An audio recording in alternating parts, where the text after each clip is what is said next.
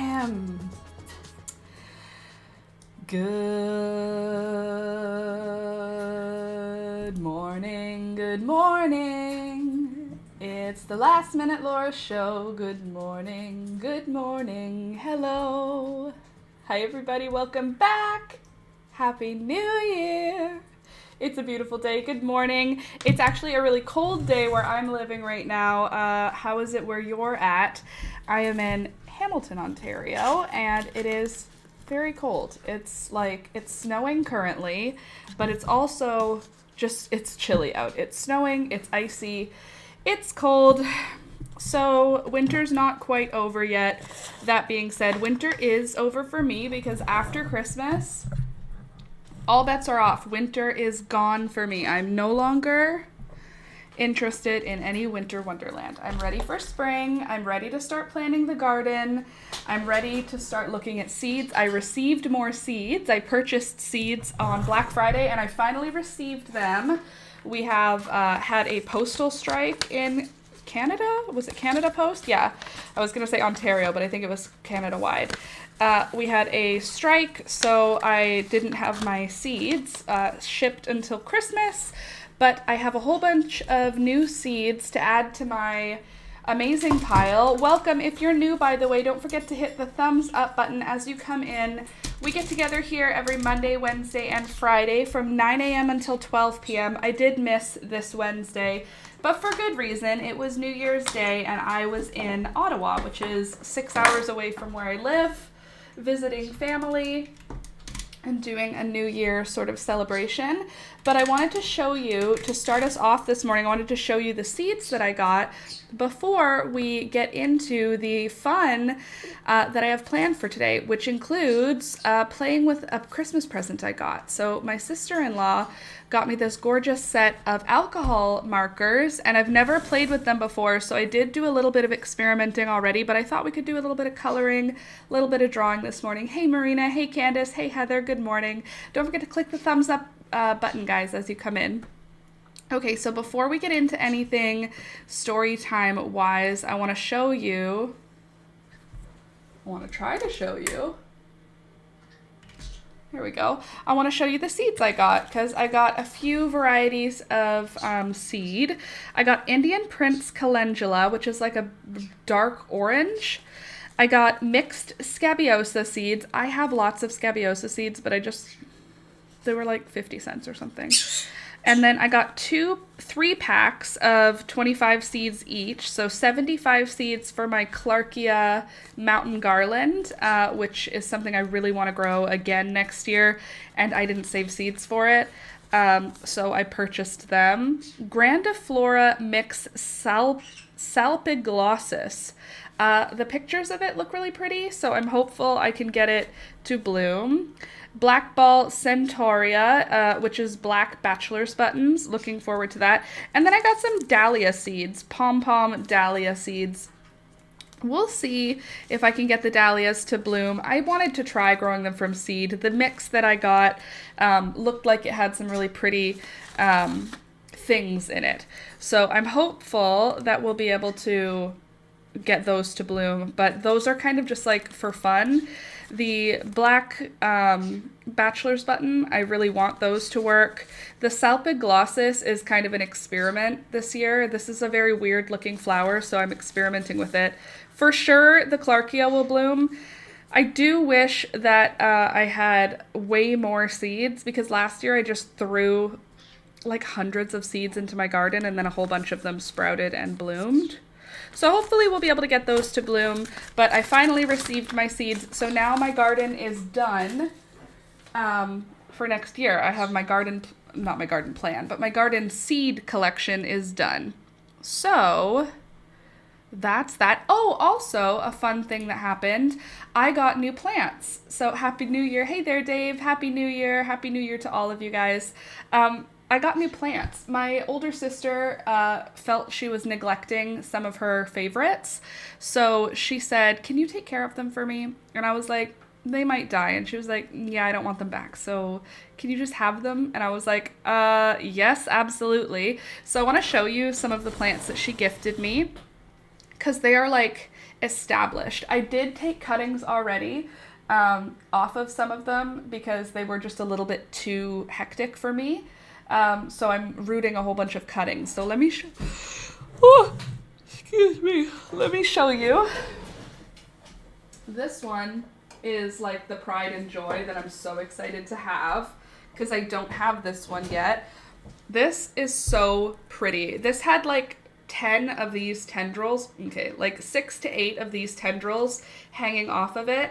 I decided to just leave one, and I cut the rest of them off, and I wrapped them on the little circle thing that she had them wrapped on so that I can make rooted cuttings and add them back into the pot. But this is such a glorious, healthy plant. She has no pests in her house, so there's no damage to any of the leaves. They're just healthy and gorgeous. And she was like, oh no, the leaves are getting so small. And I was like, they start small, they grow bigger. Like, it's gonna grow bigger. And she was like, no, I just don't want them. And her house has like such a happy life for these that they have like aerial roots growing out of the branches. It's just such a happy plant. I'm really hopeful that it doesn't meet an untimely end with me. I'm hoping that I'll be able to keep it healthy and alive.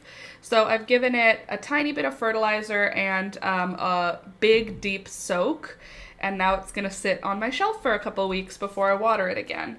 But isn't it gorgeous? It's like dark green. Heartleaf philodendron, I think this one's called. Oh gosh, it's so pretty. That's just powder on it because I rooted some cuttings and I didn't wipe the powder off. Oh, I love this one. So that one's the one that I'm the most excited about of my new plants. Rohan has decided it's time for Alex to get up, so he started meowing. One sec, let me grab the rest of them. They're just in my kitchen.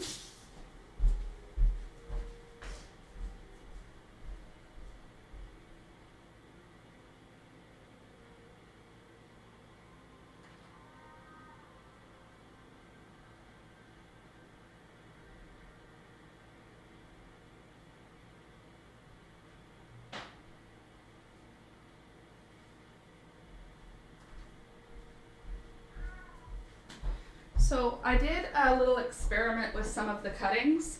I put some of the cuttings into a pot with dirt, with rooting hormone on them, and then I put some of the cuttings in water. So this is a different variety of plant. This is a, can't remember. Oh, it looks like it got some frost damage on the way home. That's okay. Anyway, this one, I cut all the way back because it was just one vine, and now it's just got one sad leaf on it, but I've got a whole bunch of cuttings sitting in water, and after they root, I'll put them back in the pot with the mother plant. I kind of want to put these here because I feel like they're getting cold in the kitchen. There we go. You sit here, you. Actually, why don't you go up here, you move over, and then you go over here. There we go. Okay, and then this one is a plant pot full of cuttings of that other plant that I already showed you. How cute is she? So this is just from vines that I cut, dipped in rooting hormone, and then put in dirt. Hopefully those will do well. What am I going to do here? I don't want them to get burnt. I feel like in the kitchen they're getting burnt by cold. This thing doesn't need as much light as it seems it would. Okay, you go over here. You eat up as much light as you need, okay? And we'll keep you healthy and watered.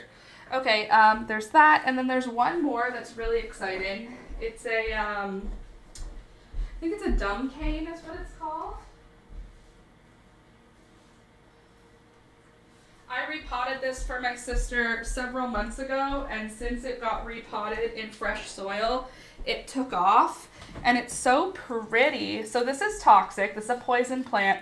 If you have animals that eat plants, this is not the type of plant you want to have in your house. However, I only have one cat that tries to eat plants, and he only tries to eat my lemon tree and my spider plant. So this I'll just put up out of his way.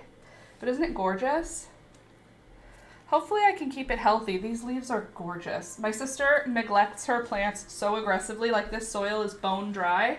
She neglects her plants so aggressively, and they don't mind. They literally don't mind at all. They're totally happy, totally healthy.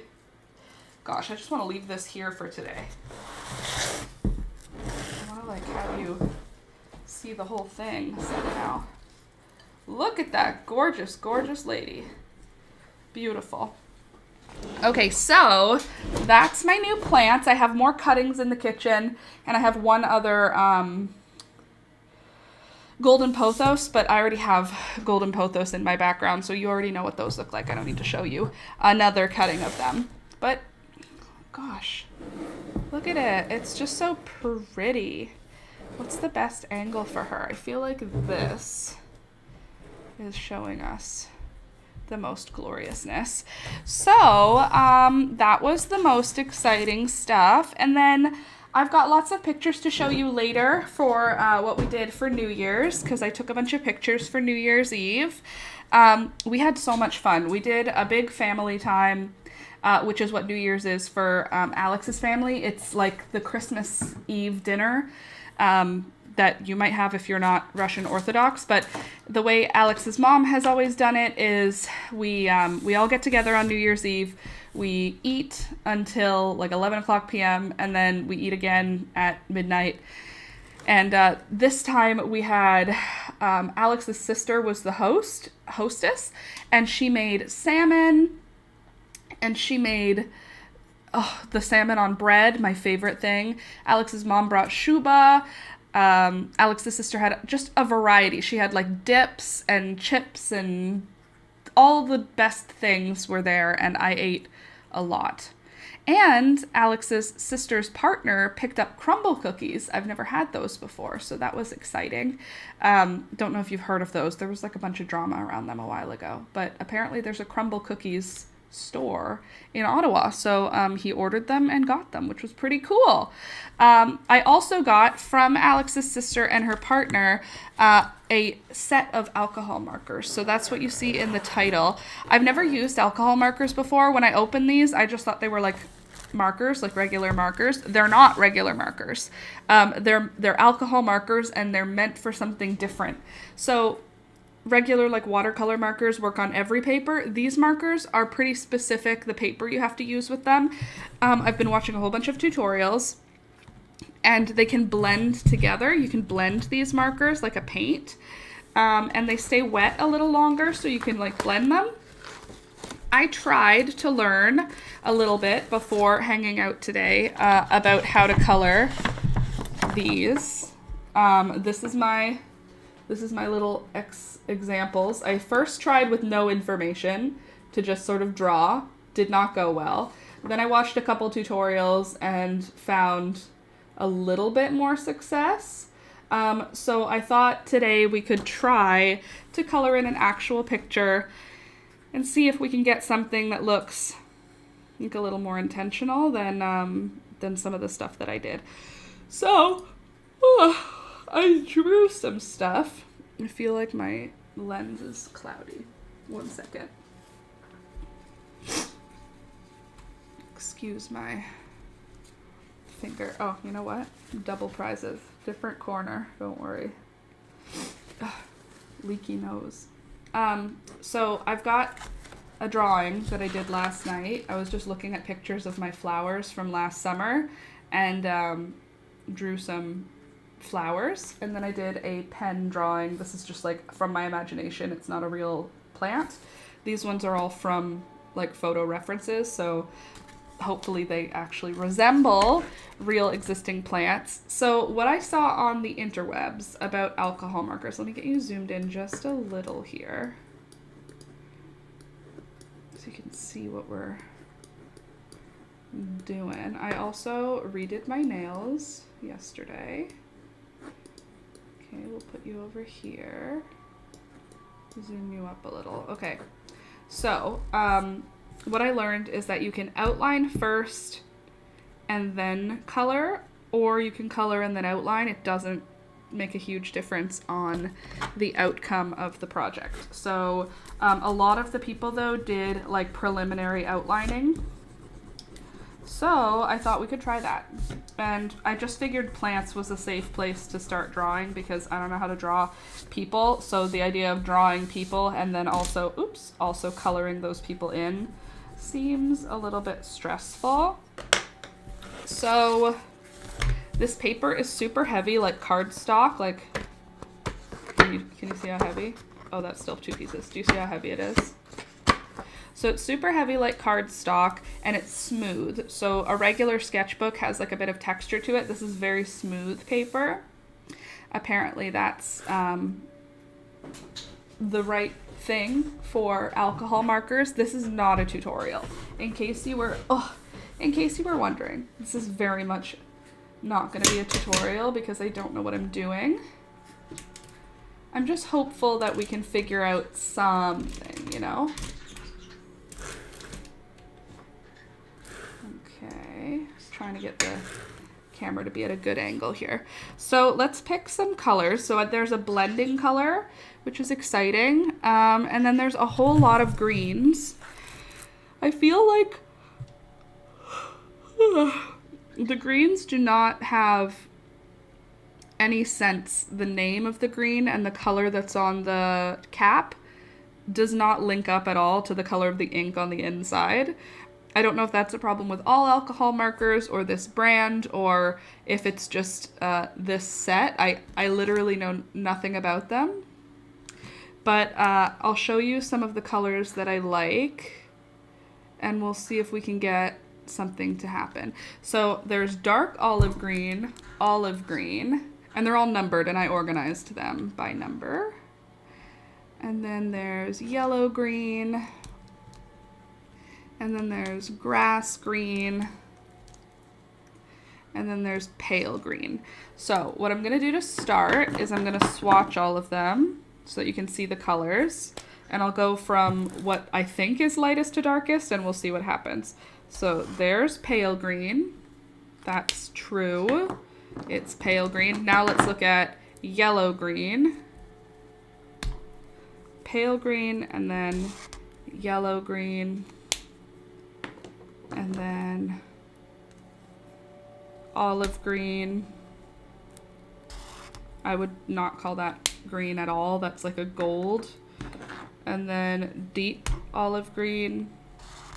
Those are not related at all. Olive green and deep olive green, not related. And then grass green. This one's way darker than I feel like it should be for grass. But there's my little mix of greens and yellows. So I think that's a good little rainbow I've created here. Good morning, Trish. Dave, looks awesome, Laura. Sketching and drawing is one of the most effective ways to successfully scratch that creative itch. Though you are creative with being creative. It's wonderful. Well, thank you. I'm happy to have you say that.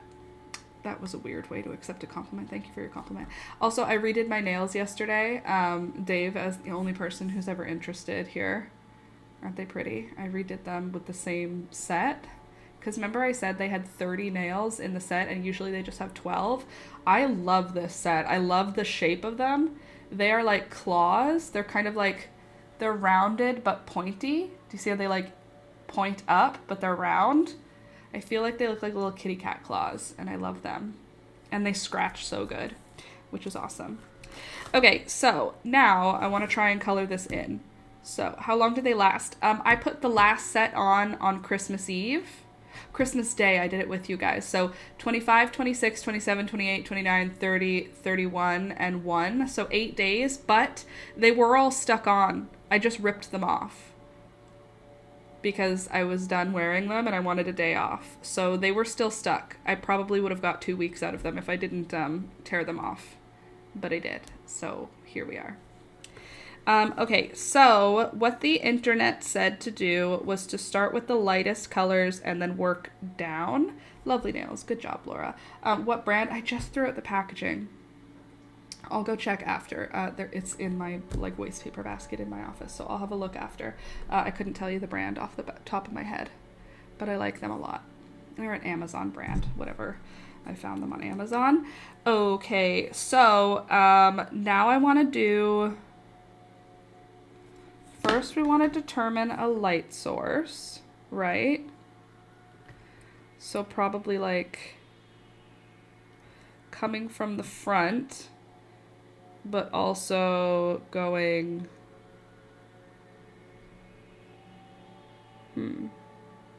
maybe from the front, like up, coming from the top. Don't worry, sense doesn't need to be made all the time, you know? Okay, so we're gonna start with the lightest color. I've already made some shadowing stuff. I suppose if you were feeling creative with drawing the tips of the leaves, you could draw around your index fingernail. Index fingernail. If you're feeling creative with drawing the tips of the leaves, you could draw around your index fingernail. I suppose so, because they're kind of pointy. Okay, so first I'm gonna do this half of the leaf with the pale green. It's such a weird marker to use. It feels so weird. Okay, and then we'll do the same thing on this side. And for some reason it doesn't bleed at all with my black outlines, which is super cool. Love that for us. Okay, and then we'll do the same thing here. I think I'm gonna color this entire leaf the pale green. I'm figuring this out as I go, okay? So don't come at me for not understanding what's happening. And then I'll do this bottom section and the stem.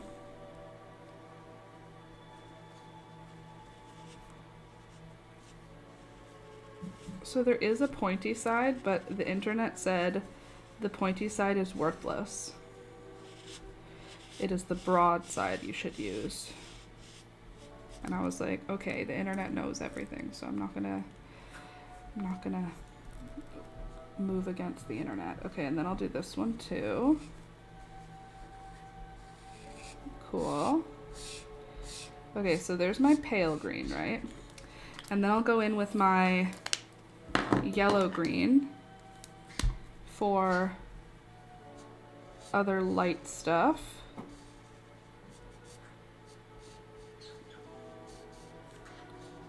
Like that. And the other side of the light parts of the leaves. Thank you.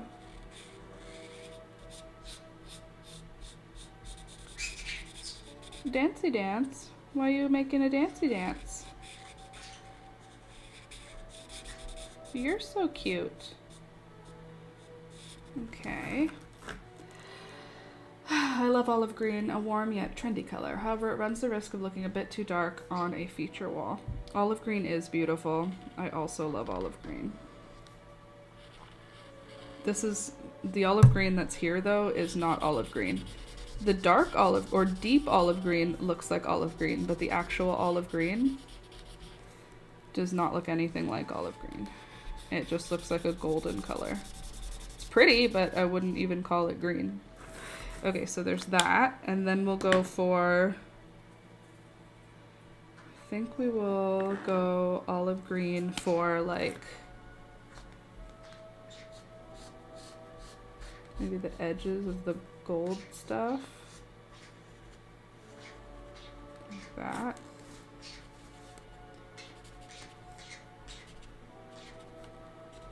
See what I mean? In what world is that olive green? That is like gold. It's pretty, but it's not olive green. Could work as wall art for table mats. Man, I should start selling prints. I just have to figure out how. I would love to sell prints. I feel like it's a good vibe. Okay, and then we'll do deep olive green for the shadowed sides of this stuff, because this is all behind.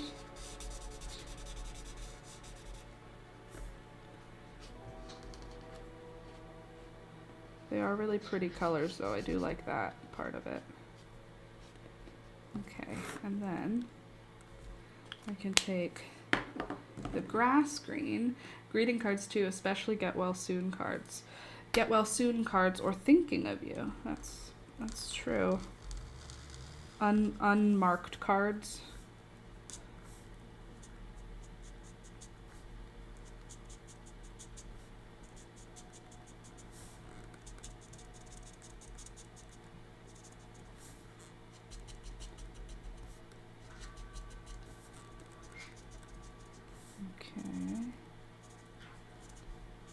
This is not a plant that exists. I'm just making this plant up as I go.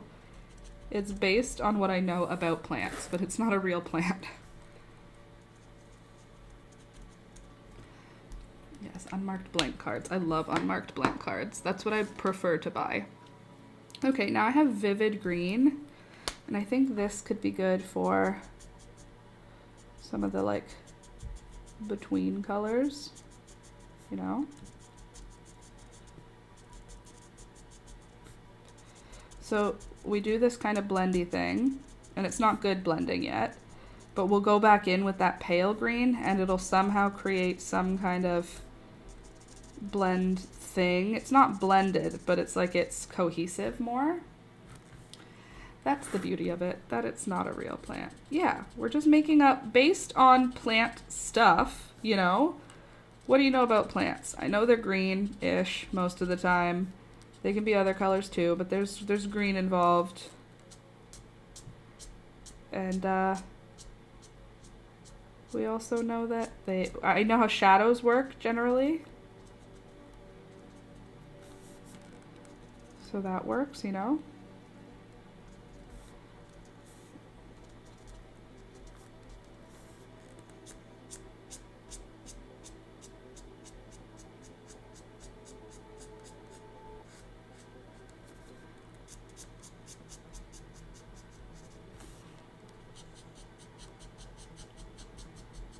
Just do a little shadowy stuff with the greens. And I could do the same thing with the vibrant green on the light green. And then I'm going to go back in with the colors that I used at the beginning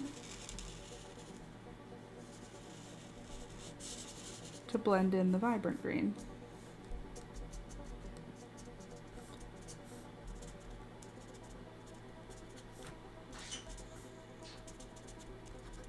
Okay, so there's that, right? Cool. Oh, that can get darker too. Okay, and then I'll go back in with the grass green. And then I can do a little bit of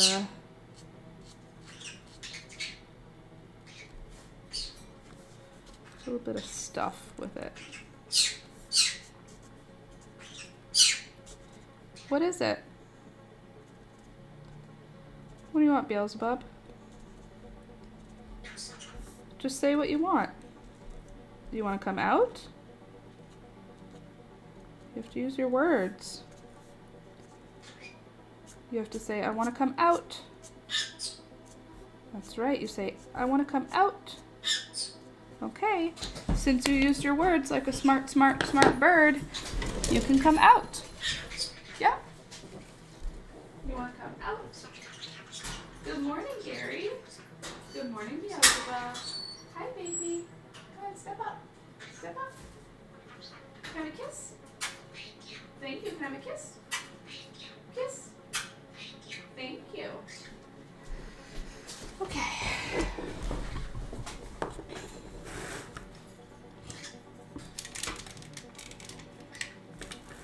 So just be gentle. I don't know what I'm doing. I'm just figuring out as I go here. Okay, and then I'm gonna go back with my pale green. I'm gonna use that to bridge the gap between all these colors.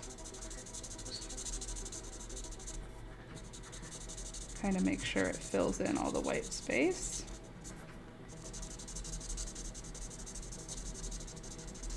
See what I mean though? They don't blend, but something happens where they get along a little better. It's like you can add layers to it. It's not Oops. Lost the lid. Ugh.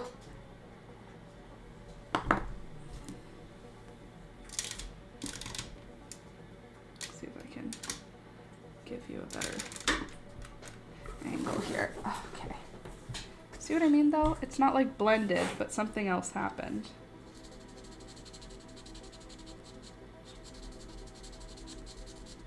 It gets more opaque, even though it was opaque on the first layer. Now there's like more.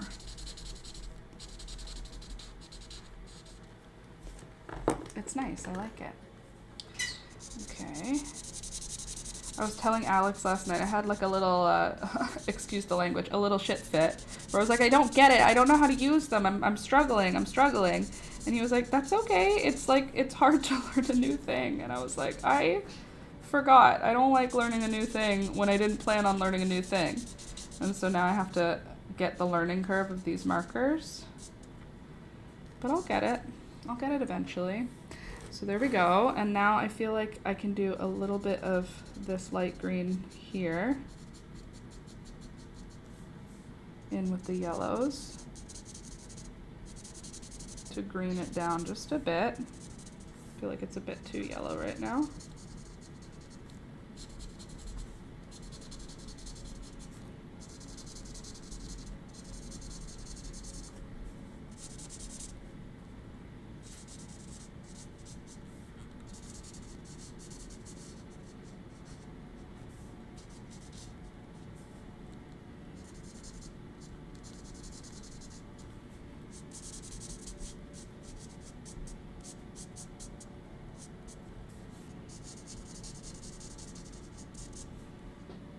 Okay. Interesting, right? Interesting. And I can do a little bit of yellow green in here.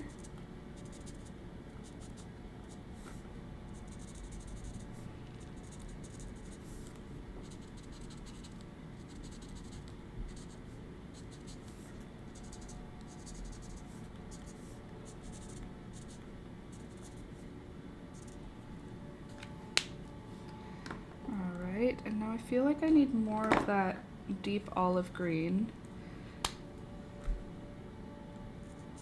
but maybe just where these shadows are.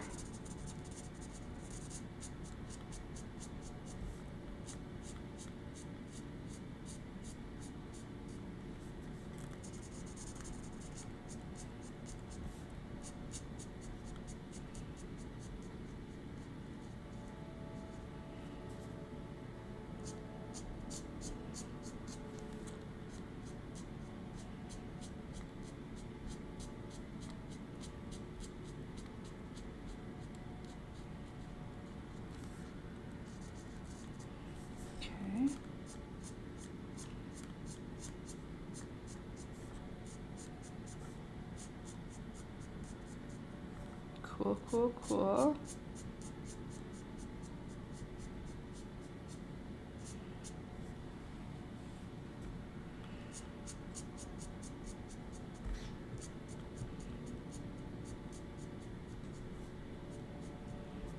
Nice. I feel like it could use a little bit of gray to cool it down. So this is called Cool Shadow. You can barely even see it, but I think we could put that on and cool down some of that yellow. Okay, not really, so let's do a different gray. That was Cool Shadow. We could do green gray or blue gray. Maybe we do green gray. And let's pick the palest green gray. That's this color. Okay. And then we can use that to sort of mute down some of these colors in the back.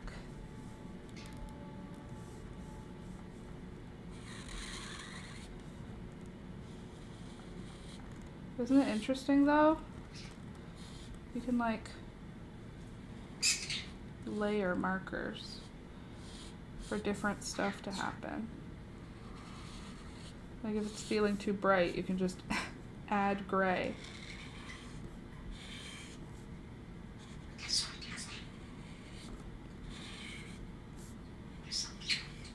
Right? Did that work? I feel like we need like a blue-gray. A darker blue-gray. Like that. And then I can use that on this upper section.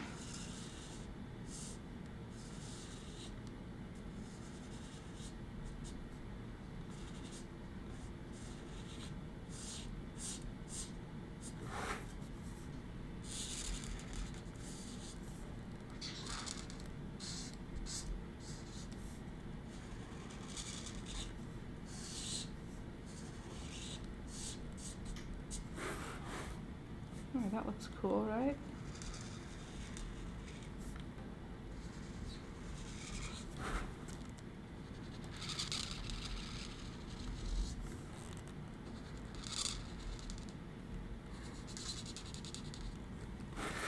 Ta-da!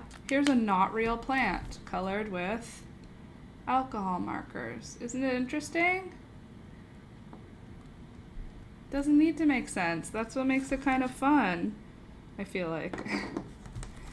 So this is a drawing I did of some of the plants from my garden from last year. I just went onto my phone and looked at some of the pictures and created kind of a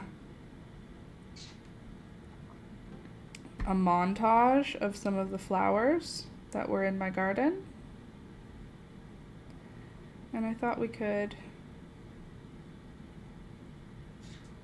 turn them into a little bit of an art piece here. So I'm just going to start by doing a little bit of outlining, and hopefully that's going to bring it to be a little bit more clear for you guys to see. And I'm just going to do my best. I'm not going to worry too much about it. I'm going to just try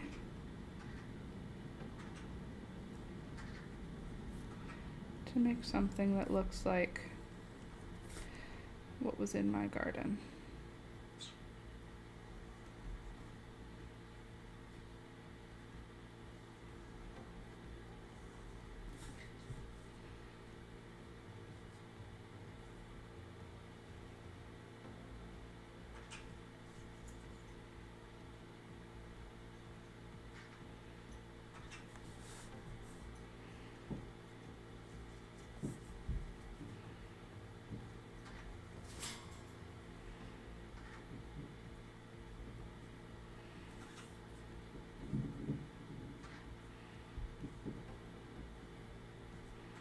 And I'm intentionally making these lines a little bit wobbly because I feel like it looks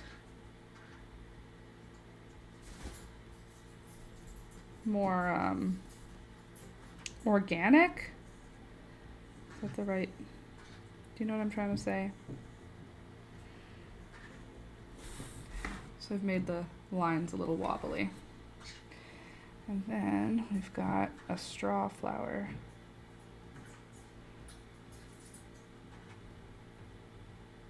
So that was a Cosmo, that first one. Now here I'm doing a straw flower.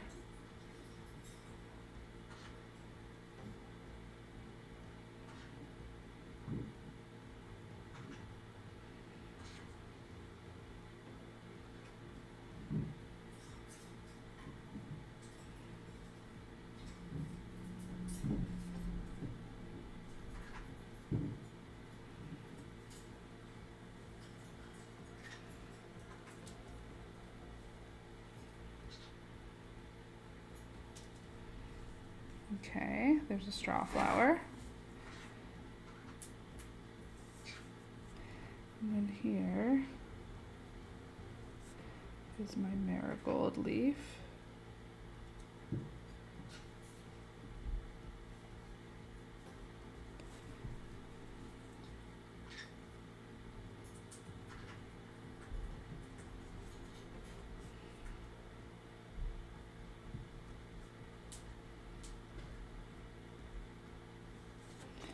which means here is my marigold. So that'll have circles and little bits coming off of them.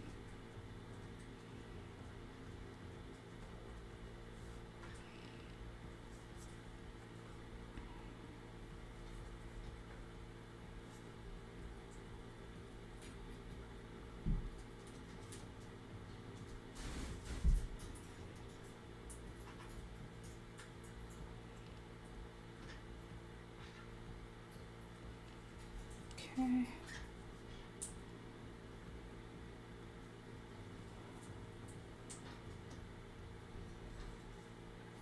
There's a marigold, sort of. Okay, and the marigolds have like a bottom to them. And then they have their stem. And this here is our marigold leaf, which will come out behind of it. Hey there, Camille. Good morning. And then that's the straw flower stem coming behind our marigold stem. And then over here is our cosmos stem. But before we get further on that, we're gonna do a little bit of this guy.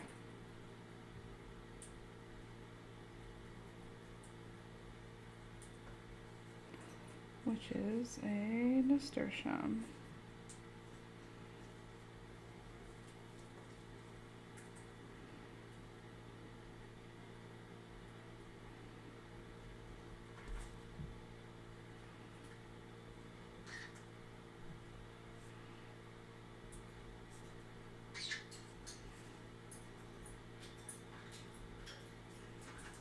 Okay. And the nasturtiums like that.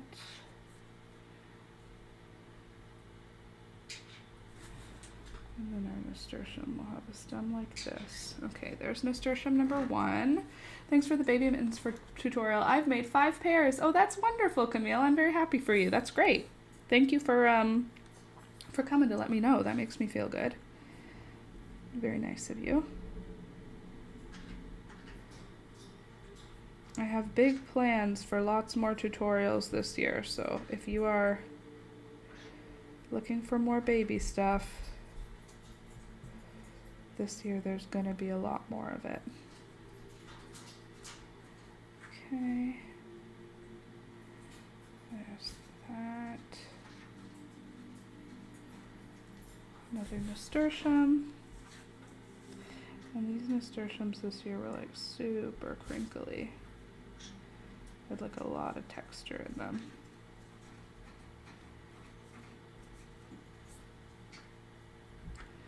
However, I can show that off. Okay. Cool. I love that you can make a drawing of a plant that doesn't exist but would make someone think it does. You're so good. Candace, you're so nice. You're just nice to me. Okay, now we're gonna do another marigold.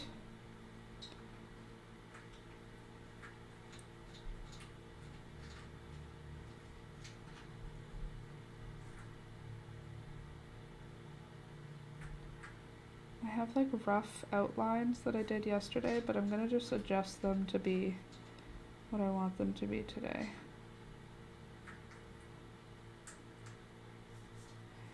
Okay, and then this will be our Jolly Jester because I want at least one of them to be the Jolly Jester.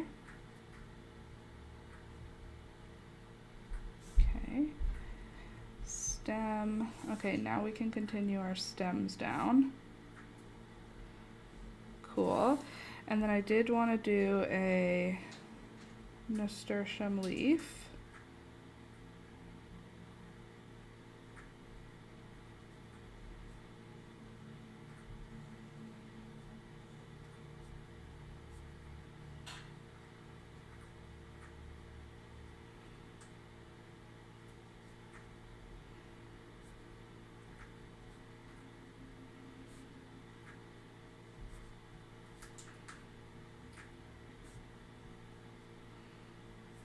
Okay, there's a nasturtium leaf, or as best as I can make one. That's going to be our front stem. Okay, so that's what I did. That's my creation.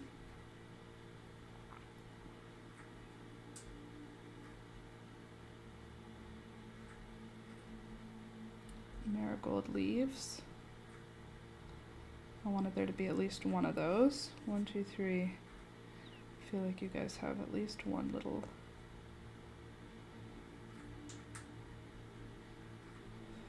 there.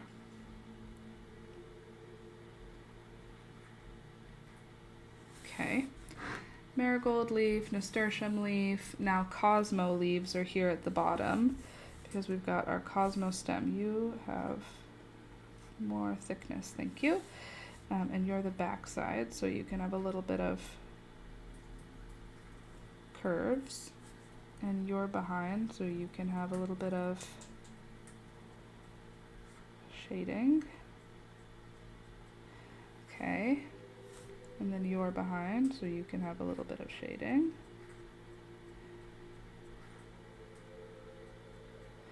And then you're behind on this side too, so you can have a little bit of shading here. And then also you're behind over here. Sorry.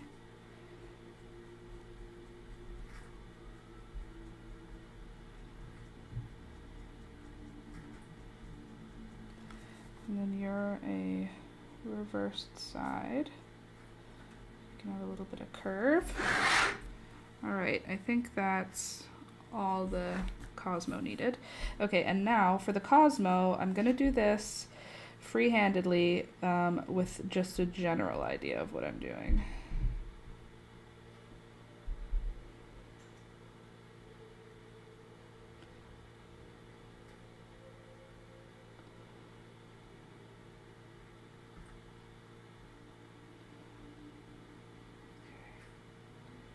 It's gonna go well. This is gonna be great. It's gonna look like a Cosmo. It's not gonna look like coral. Just let me believe here.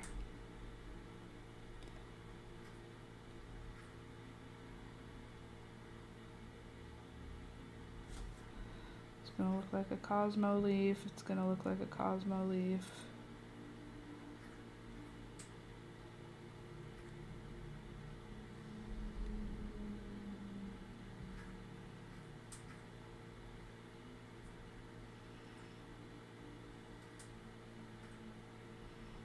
Sorry, I can't think for this part because I'm doing the actual creating as we go. Okay, and then this is the other side of that leaf.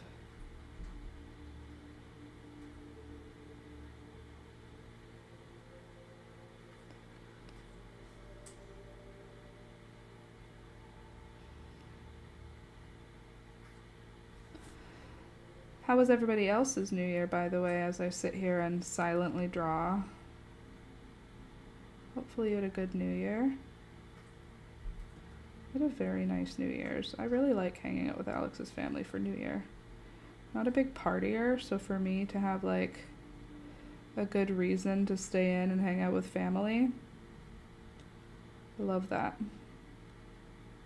I laughed because I texted my family like a picture of me and Alex, and my sisters both replied the following morning, and then my brother did too, of like, oh, I was in bed by 8 o'clock, I was in bed by 9 o'clock, and I was just like, everybody has responsibilities where they have to get up the following day, and I did not have a responsibility to get up the following day, and it was very funny. They were very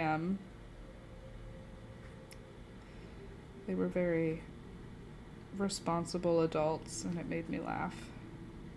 My brother was like, I had to work first thing in the morning, so I did not do any New Year stuff. And I was like, that's fair, but also I was the coolest kid this year. Like, I had the most party to do. It's very unexpected. Not usually my way.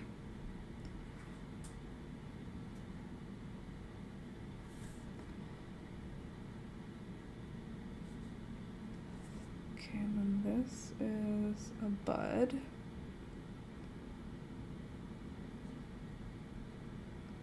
For that thing.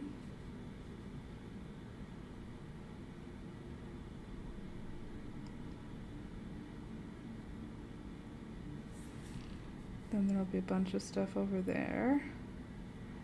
And then there'll be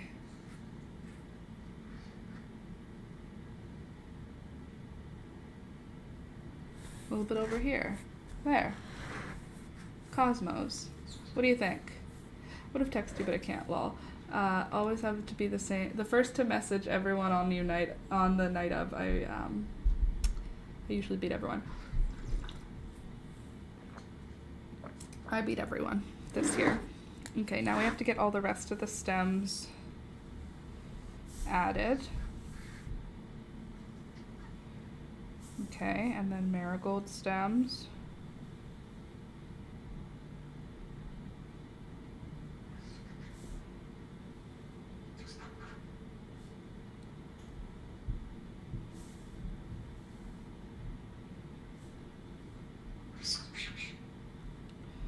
What's up, baby? Nasturtium stem. You're so good.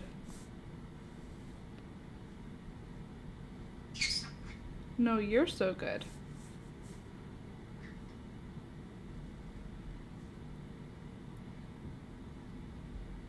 There. Can't have the stems not there, you know? I even beat my girlfriend who's in England. Well, that's a bit of a win, I guess. You even beat someone who's in the future or in the past. Is England in the future or the past? The future, I think, right? No, England's in the past. I don't remember. No. Yeah, they should be in the past. We're in the future. All right, so here it is. No, they're in the future? Okay, well, there you go.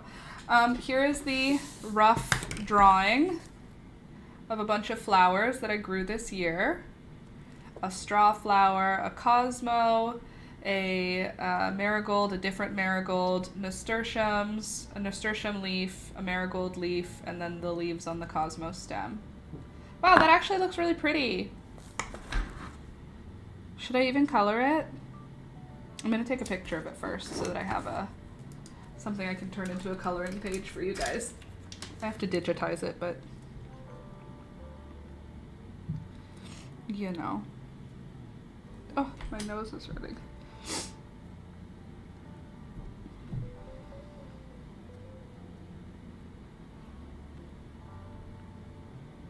I need the light to work. Come on. Why are you struggling?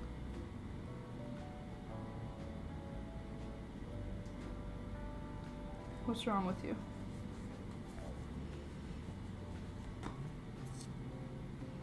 Close the camera. Close all the other apps, because apparently my camera is...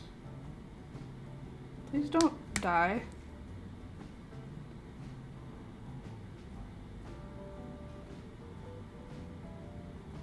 Okay, it's not the camera. It's the software. Could you not? Let's try and turn everything off. Please hold. I need to get my camera to take a picture. Okay, it just couldn't handle having the other app going. See, if I take a picture like this, I can turn it into a digital piece in Photoshop. And then you guys can have it as a coloring page if you want. Okay, there we go.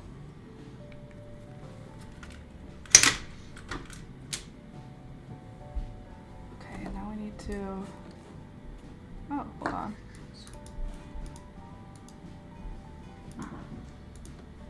Please hold. Why are you not working now? Please don't do this to me. Ugh. Just a sec. Where is that app? Everything closed. Just hold on, I've screwed up my phone.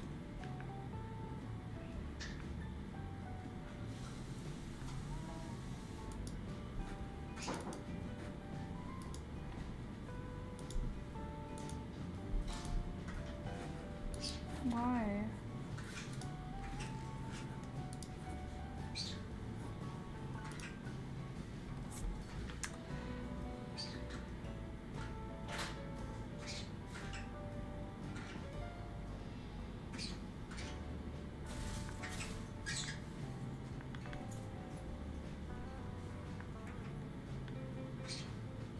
Shut down.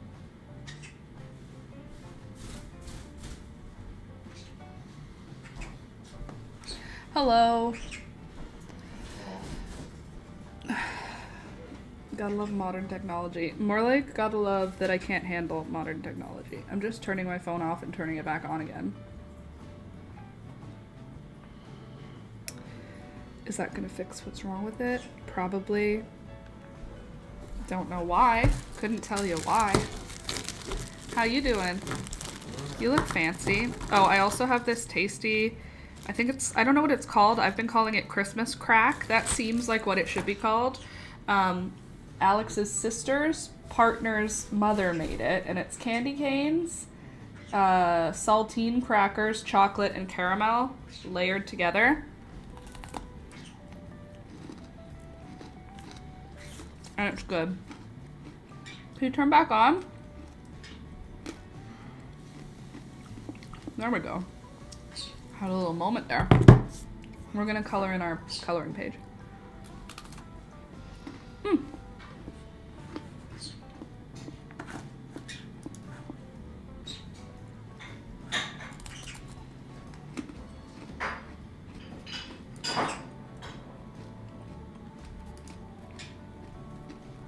All right.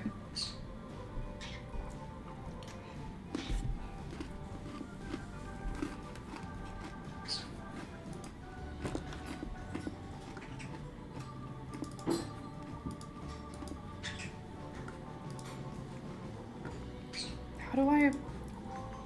Ah, there you go. Thank you. It just needed to reconnect on its own without any help. It needed a minute.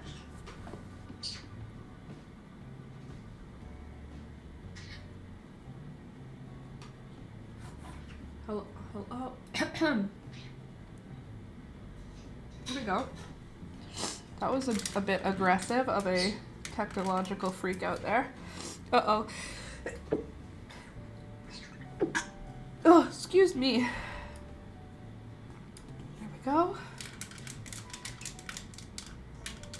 Beelzebub, what are you doing? She's hanging upside down on the door frame. What are you doing over there? You want to come here with me? Come here. Come on.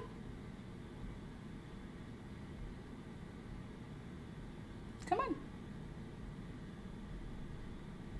She's literally upside down. Come here. You want to come sit with me?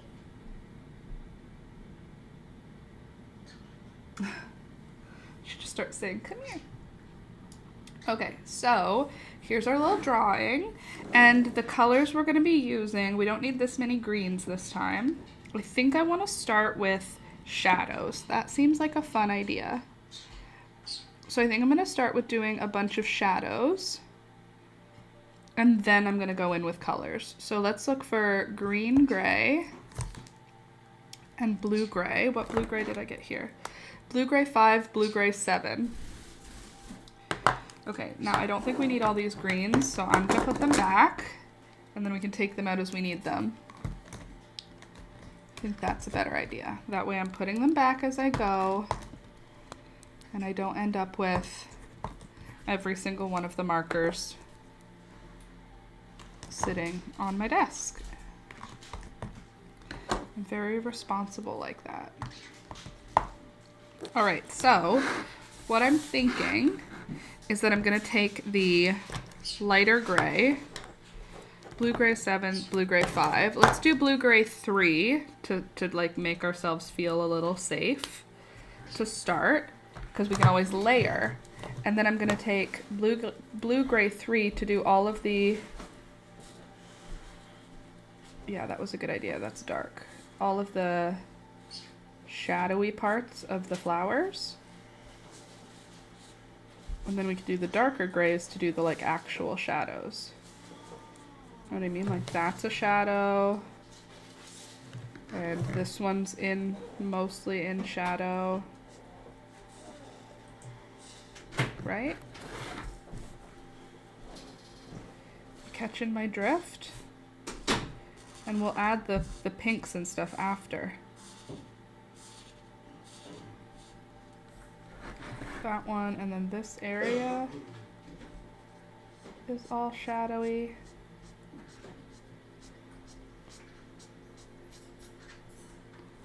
I can already tell this is gonna come out amazing. How I'm nervous because we're coloring like blue on things that aren't gonna be blue. So I'm a little bit nervous about it. Okay, there we go. So there's our first thing that's gonna be shadowy. Our next thing that'll be shadowy is the back of this nasturtium. Will be shadowy. The stem of our nasturtiums.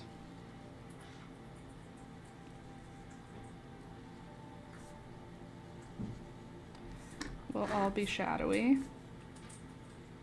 This part of our marigold and the stem of it will all be shadowy. Who are you? Oh, the straw flower. For sure that'll be shadowy. That one might even be a darker shadow, I think. I know why we forgot this part of the stem. That's why it wasn't making sense. Okay, so I think that's the light shadow, right? And then maybe like here.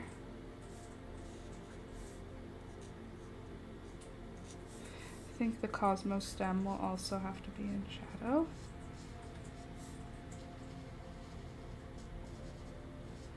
And maybe not the entire Cosmo leaves, but like every part that's behind another thing. That part can be shadowy. I'm nervous that I'm ruining this before I even get it started. Okay, and then this one is kind of behind our nasturtium leaf, so it can be shadowy.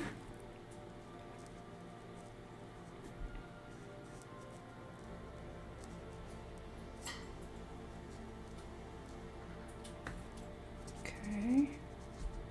All right, there's our like low shadows.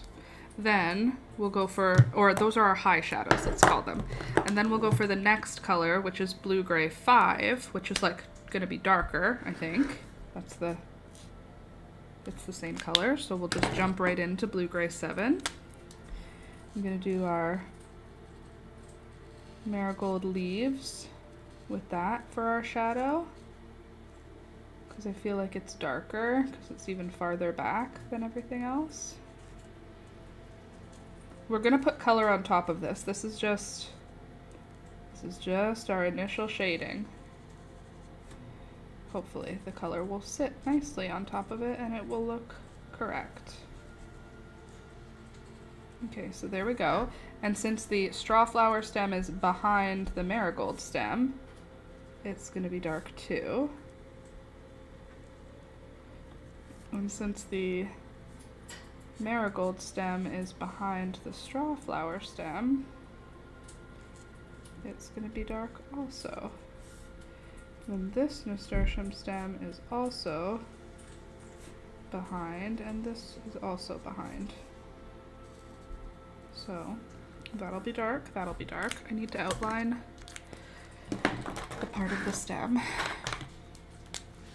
Straw flower stem, that is not yet outlined. Okay, so there's that, and that. Good, good. And I feel like this can be darker. I feel like this can be darker. So we can use this part to do some shadows like that. We can use this to go like this, and like this, this, that. This. Okay, we could do it like this. And who else needs some shadowing? You're dark in the middle. You're also dark in the middle of the flower.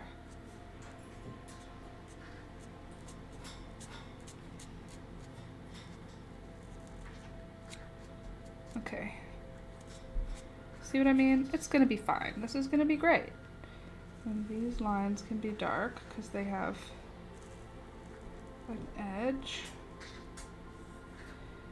These lines don't need to be that dark. So this is gonna be the Cosmo, the apricota, hopefully. That's my plan for this one.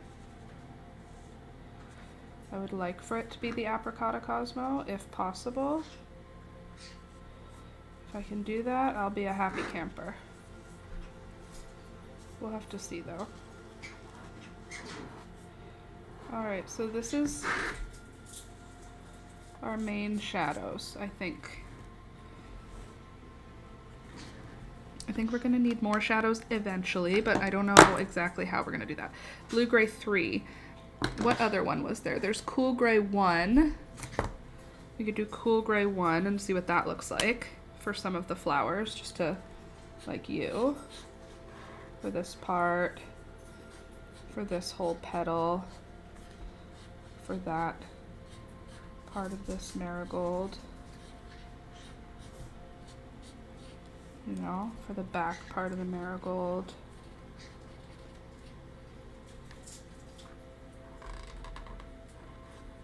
Parts of the nasturtium that'll be covered.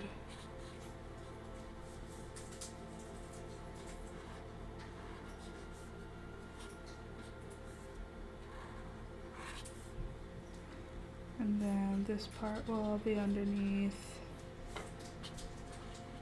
Probably this whole nasturtium has a little to it. And these can just sort of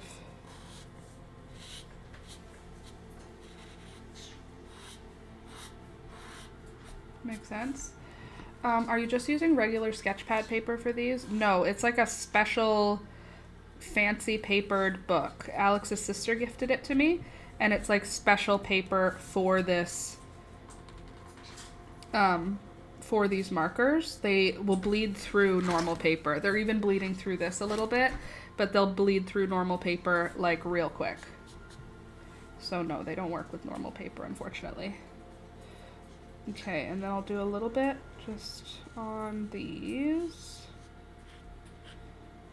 And a little bit more over here. Okay, so there's some shadows, I think. I'm nervous about it, but it's probably gonna be super cool. Okay, Cool Gray number 9 is probably gonna be real dark. So that can be our darkest shadow. We can use that to just do some crazy stuff, you know, like the lines on the marigold stem and stuff. Okay, and then we'll do this, because this area is going to be kind of just dark and in shadow anyway. Cool.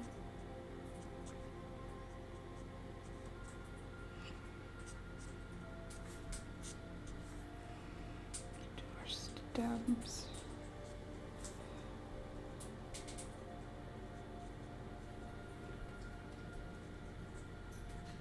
Okay.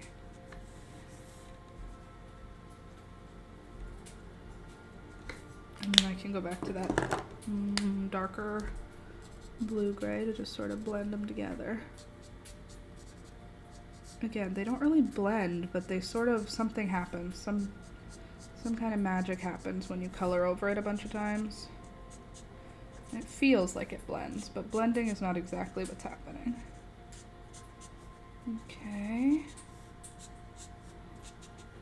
Cool. Very cool.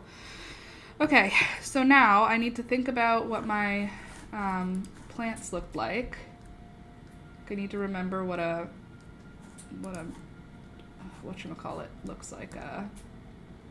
Apricota Cosmo.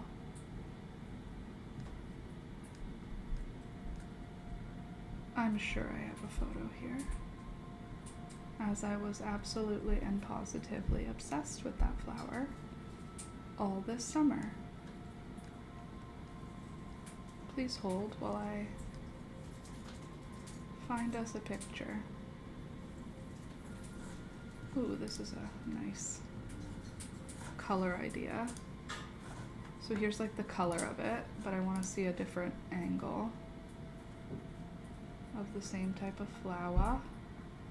Not you, not you. You, come on. This thing is stunning. Okay, so what that means is we're going to have yellow. We're going to need a nice yellow, deep yellow. I can put my grays back for now. Blue, gray 3,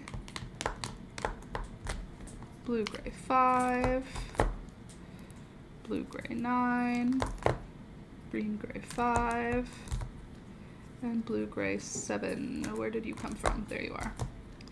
Blue, gray 7. Okay, and we're gonna need some kind of peachy colors. Let's see what we have for peach. We have a color called marigold, which doesn't look like the color of a marigold, but that's okay.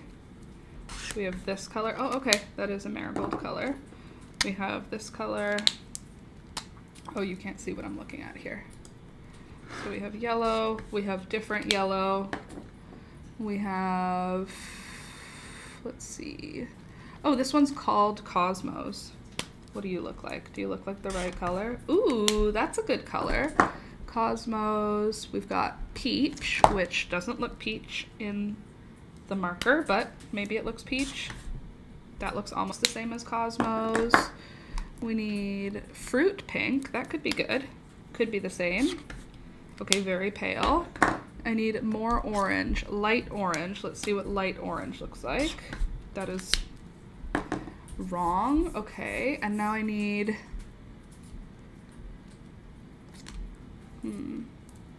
pastel pink. Okay. I feel like I need some other yellow. Melon yellow. That could be good. That's almost the same. I feel a little bit cheated when they're so similar.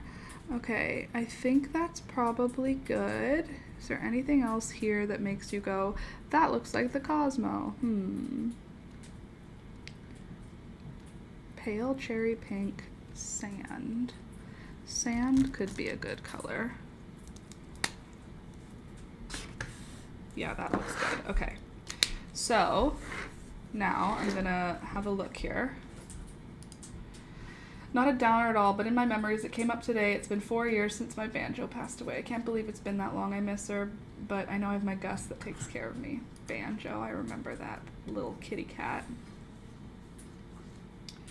Okay, so first I'm gonna do lines in the yellow because the Apricot Cosmo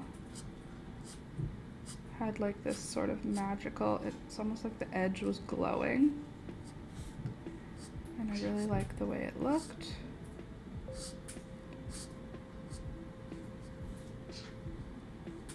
But it was also pink, which was super cool. But it wasn't like shaded, it was like there were lines in it.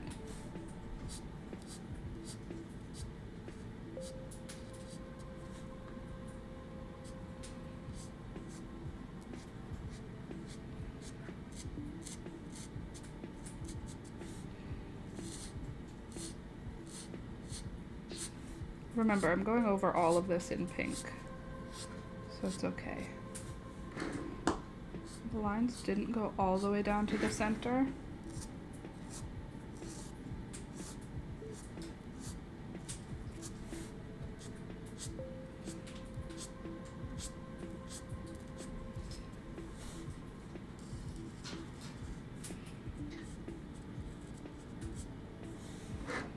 Okay.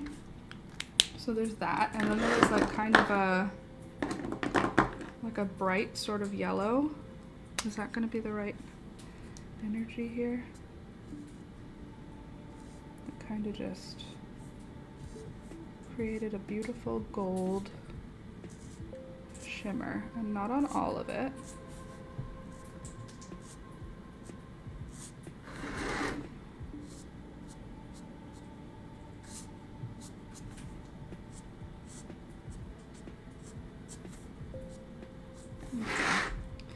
Now I want to go for a pink. It was kind of a purpley pink though in the middle. It's kind of got like a purpley, this is called pale purple. That's kind of more accurate to the color. So now that comes out of the middle and it went over all those yellow lines.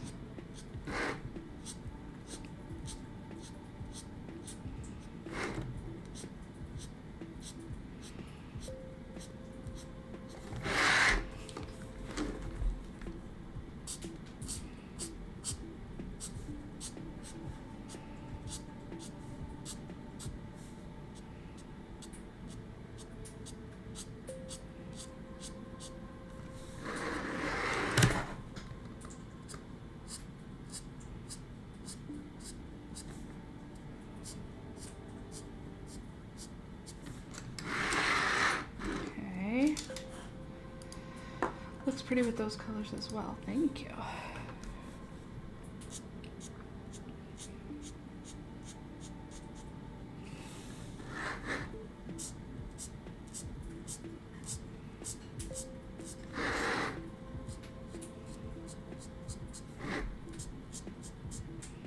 Okay, so that's like what the center looked like. And then there's like a pinker, paler pink, which kind of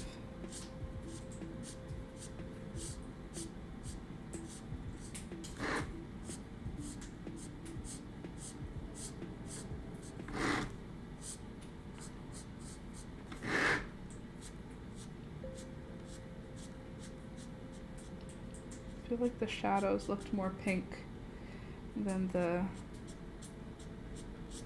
foreground stuff, so I'll just color this whole shadowy area pink because it kind of looked like the yellow didn't really make it there as easily.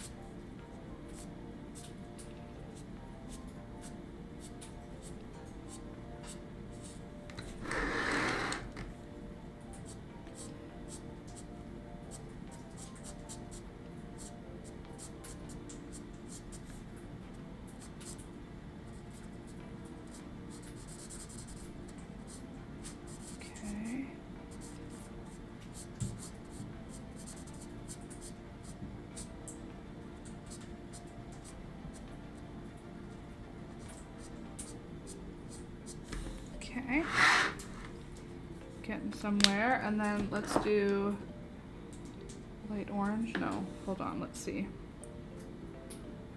Sand. Did we do sand already? Sand could be just what the doctor ordered here.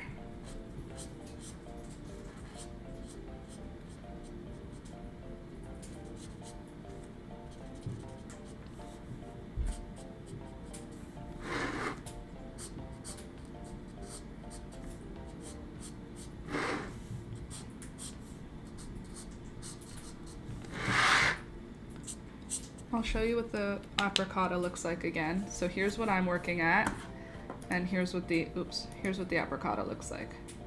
That is what I'm trying to sort of emulate. Not perfect, obviously, but like, we're getting somewhere. Get a little more pink going.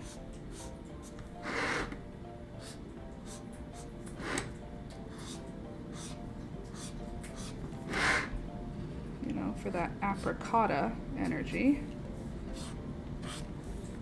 All right, now I just have to fix a mistake here by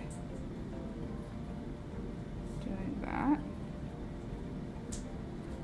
I added a little bit too much there.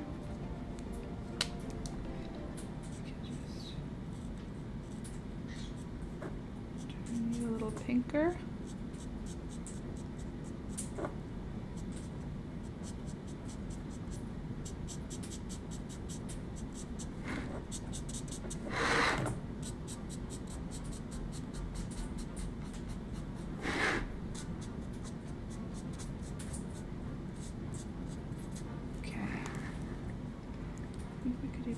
It a little bit pinker than that. Okay, and then I can do a peach.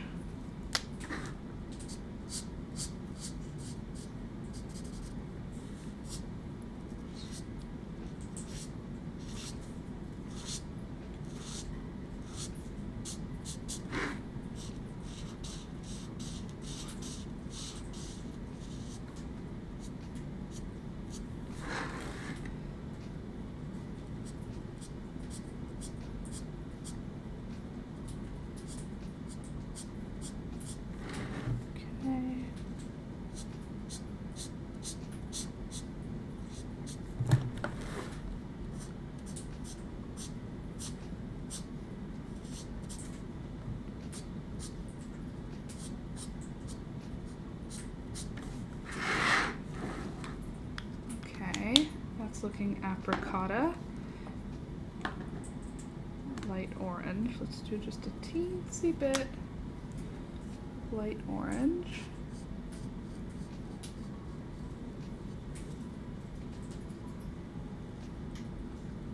On the edges of the yellowy parts.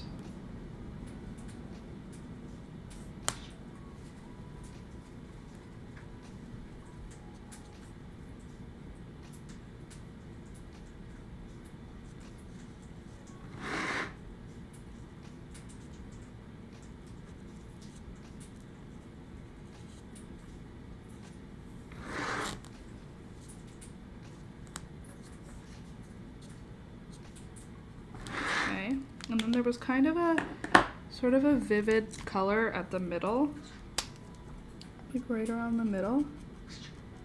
There's kind of this like darker purpley color. And it's not really blended, it's just kind of there. So we'll mix that in.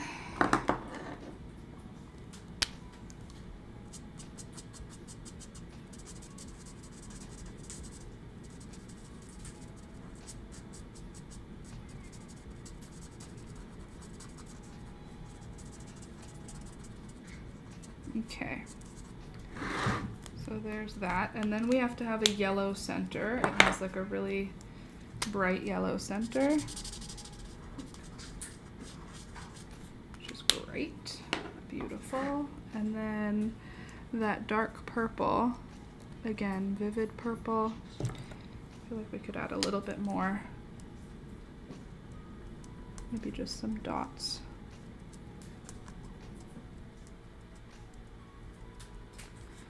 Darken that middle section up. Cool, that looks cool. I'm looking back and forth at the picture. Pale purple.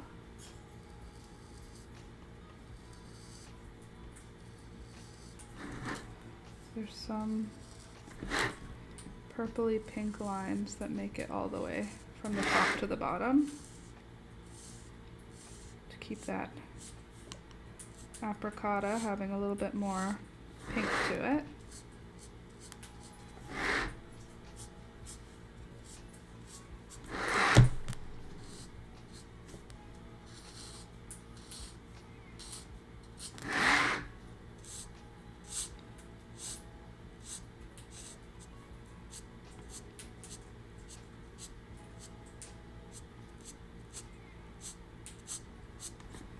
Okay, that's pretty cool.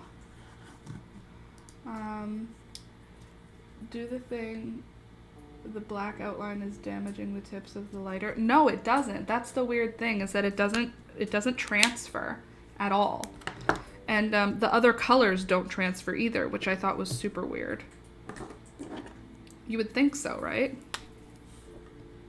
That like if I'm using a darker color, the dark part would end up on my light stuff. It doesn't. Let's do a warm gray here. Try and blend some of those darker gray areas.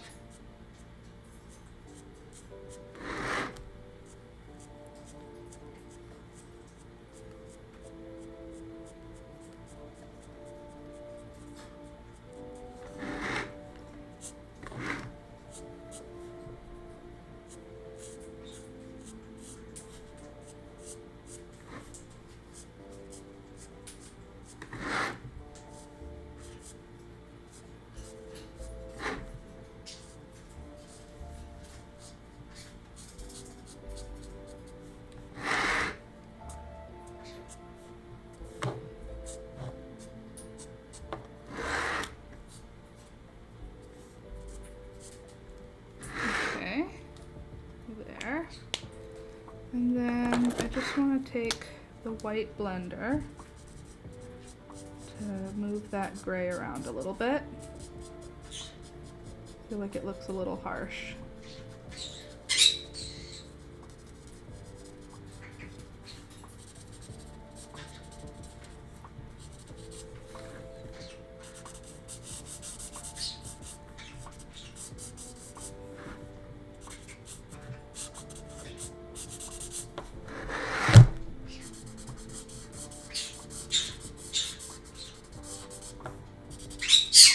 Achoo! Achoo! Why are you sneezing? Dancey dance. What are you sneezing about? Hmm? You sneezing because you want to dance? That doesn't make any sense. Dance, dance. Fancy pants. Dancey dance. Dance, dance, fancy pants. Oh yeah? Why are you saying dancey dance and fancy pants and then sneezing? It don't make any sense.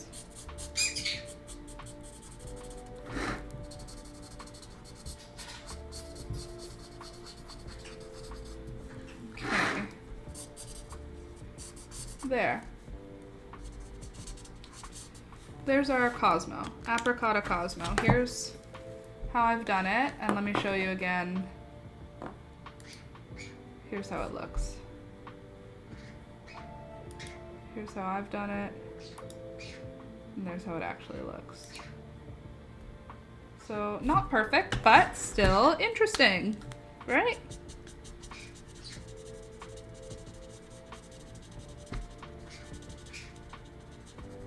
I think it's pretty interesting.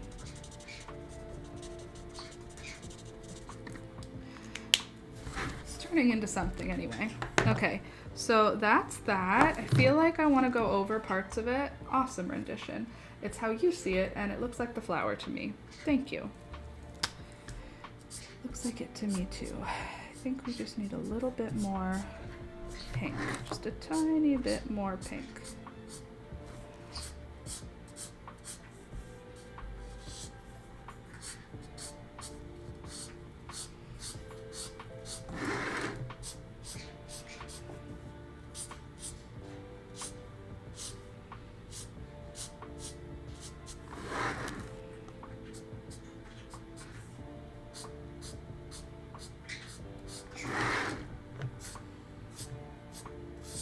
Okay, Apricotta Cosmo, more or less complete.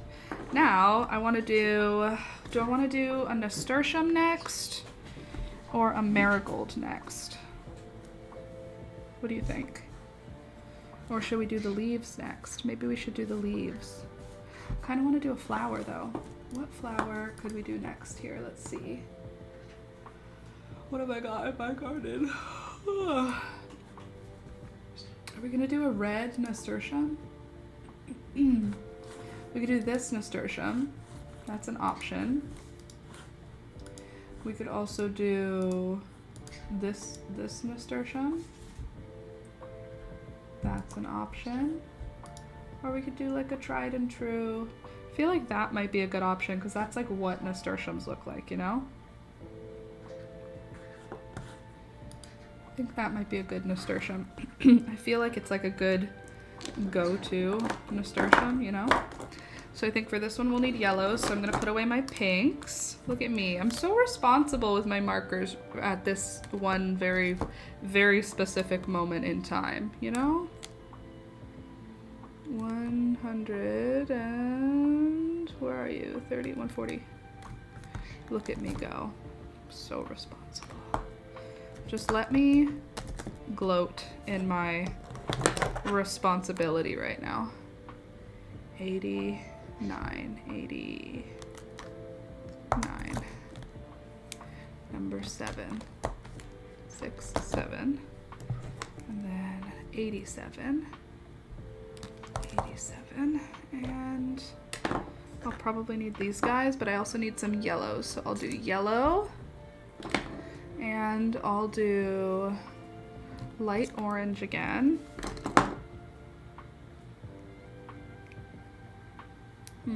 Probably gonna need a red. Maybe deep red or wine red. Let's see what deep red looks like. Darker than that. I think we'll need wine red.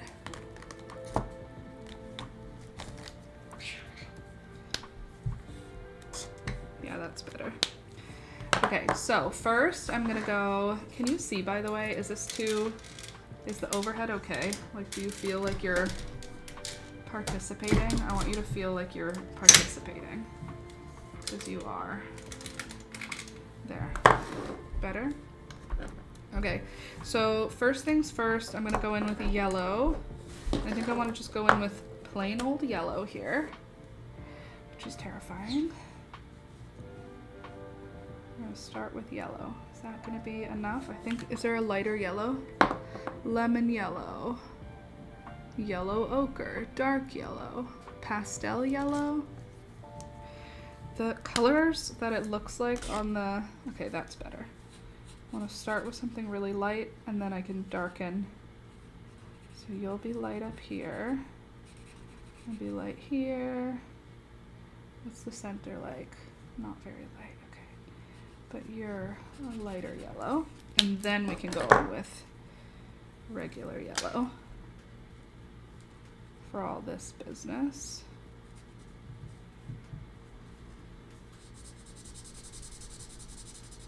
Okay,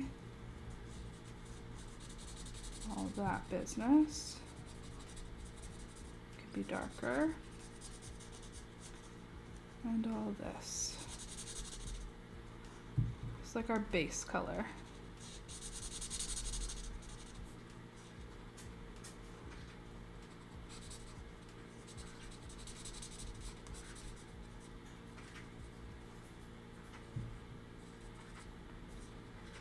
There, see how those shadows helped us?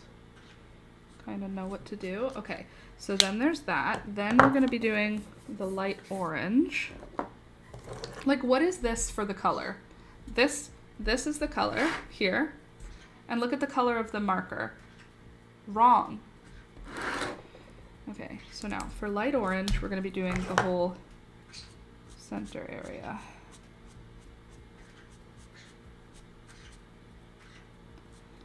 Center will go pretty much all the way to the top.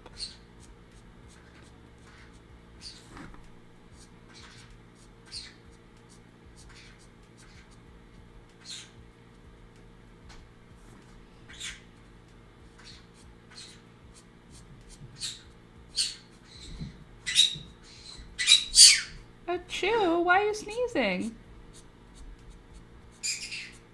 Because you want to dance? That makes sense.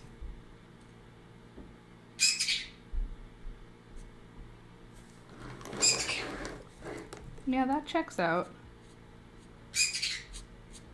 I understand. Sometimes it makes you sneeze when you want to dance. Got it.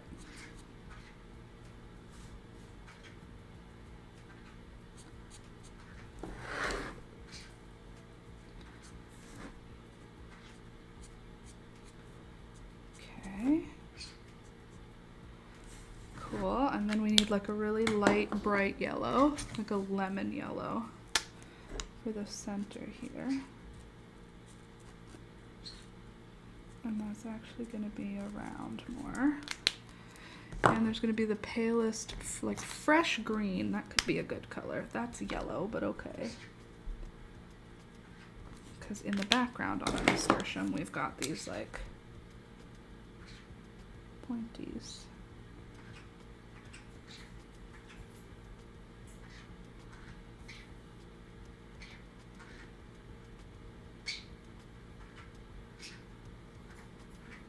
Okay, like that, and then we've got like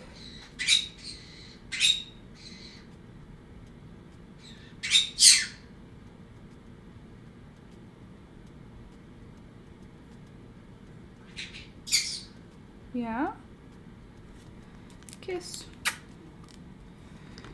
Okay, and now we're gonna go in with that wine red to do those center lines. No, thank you.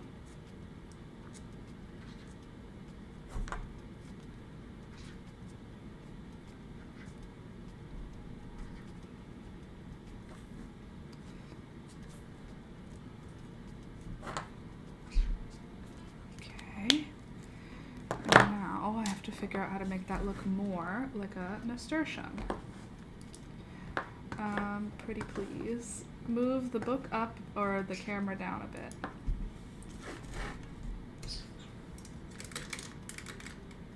Okay, the camera is now at its lowest. Let's see if I can do something here. Oh, I can move the legs of the tripod a little bit. Like 1, 2, and ready for this? Ugh. 3. There. Better? Okay, and then I'm gonna go in with sand, light orange, marigold. Not on the broad side. What color are you? Melon yellow. So we'll go with marigold and we'll do some more lines.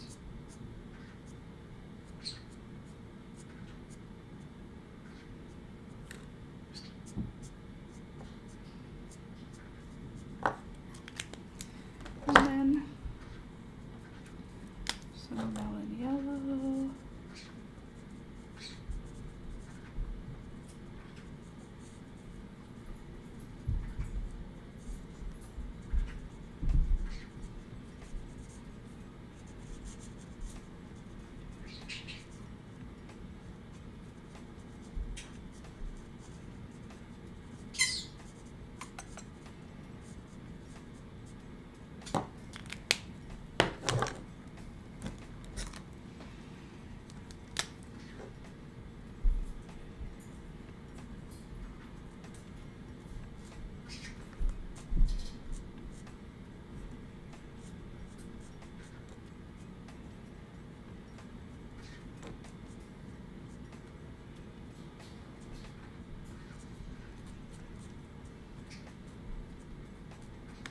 All right. And then I'll go back in with my yellow. Try and blend that out a bit.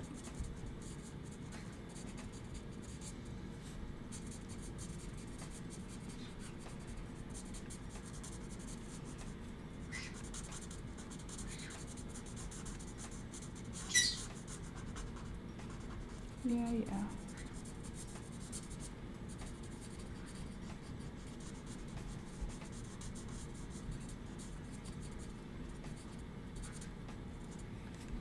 There, is that reading nasturtium?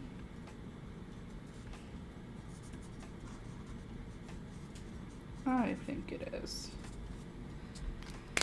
Nasturtium. Okay, and now maybe for the other one we can do that one in red. Which means we're gonna start with a lighter color. Like a lighter pinky. Cherry pink, that could work. Let's do even lighter to begin with. let's start with fruit pink, and then we can move down the line.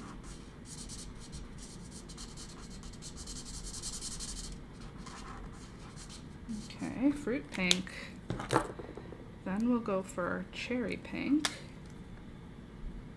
except for wherever the highlight is, which will be like there and there and there. Just leave those parts nice and pale. Oh, that's actually a good color. That's a nice little look.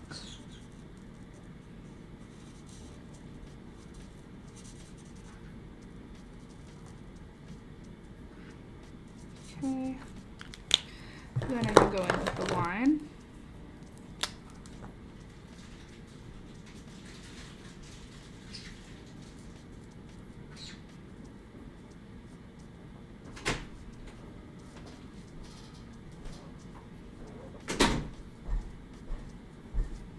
That's nice. Thank you.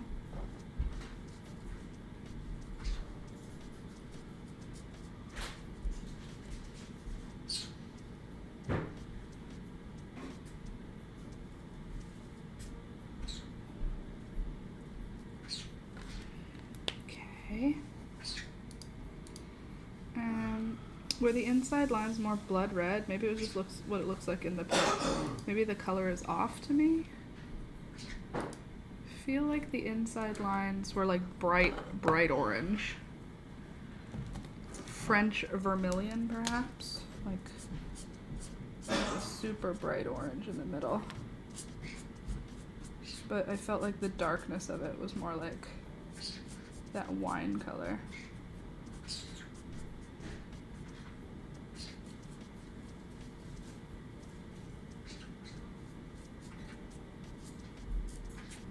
There, that's probably a little bit more representative of what it actually is like. Okay, and then we need another red. Ooh, old red. I wonder what old red looks like.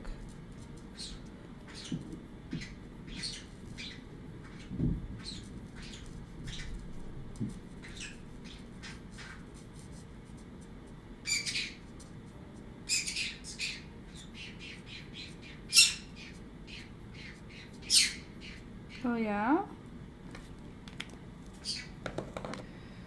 And then we could go in with something a little bit bright. Maybe like a coral pink for the highlight.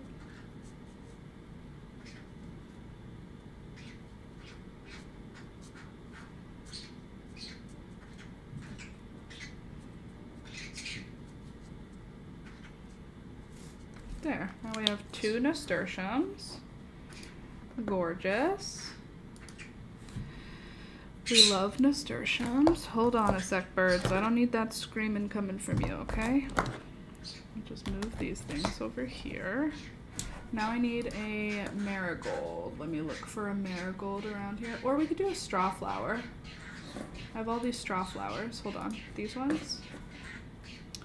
What color should we do? We could do like a dark color like this. Or we could do like an orangey one. Or we could do like a pink one. I feel like that one's too pale for what I'm drawing. Straight up red, pink. I feel like this might be fun. Just like dark one. Sort of like purple and wine sort of color. So I guess I'll need that wine again. And I will probably need cherry pink. Don't think I'll need the French vermilion anymore. Is there any yellow in that? No. So we can get rid of the yellows.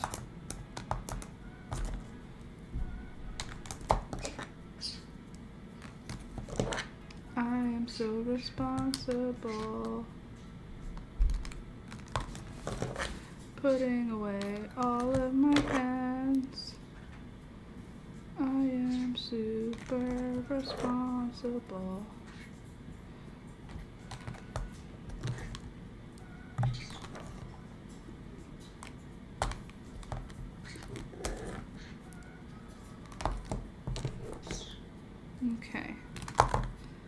So we've got these two. Okay, so for that, let's see, for this guy, we're gonna do wine. We're gonna do, I feel like we could add some kind of purples into there. Pastel violet. What do you look like? Are you even pastel? Or are you a scam artist? Some of these are a little bit... That's not a pastel. That's not a pastel.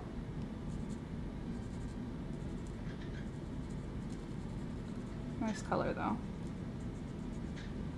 So I'll accept. Okay, so they're like darker at the tip. And then they fade to like a creamy, sort of pinky. It's almost white, but it's not white, it's pink. Okay, so there's that. Then we need a really pale color. Barely beige. That could be possible. Barely beige. Let's see what you do. Yeah, that's close to what we're looking for. Give you a nice little blendy blend to start us off.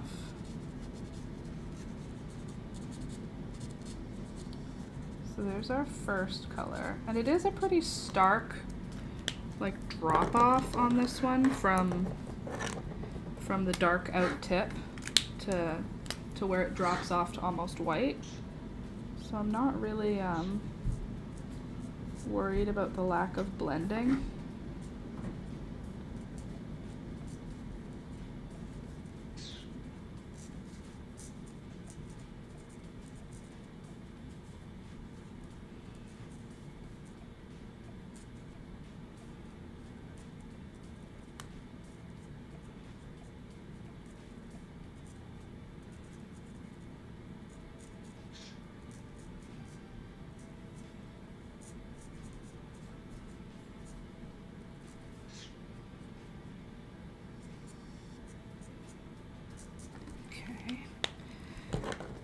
Go for cherry pink.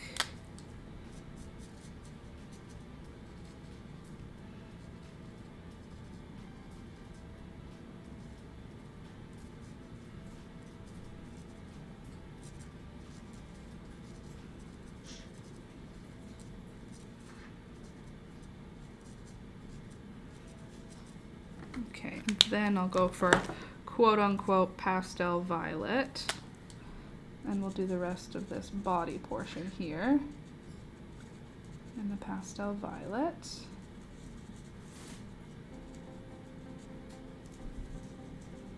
Beaut.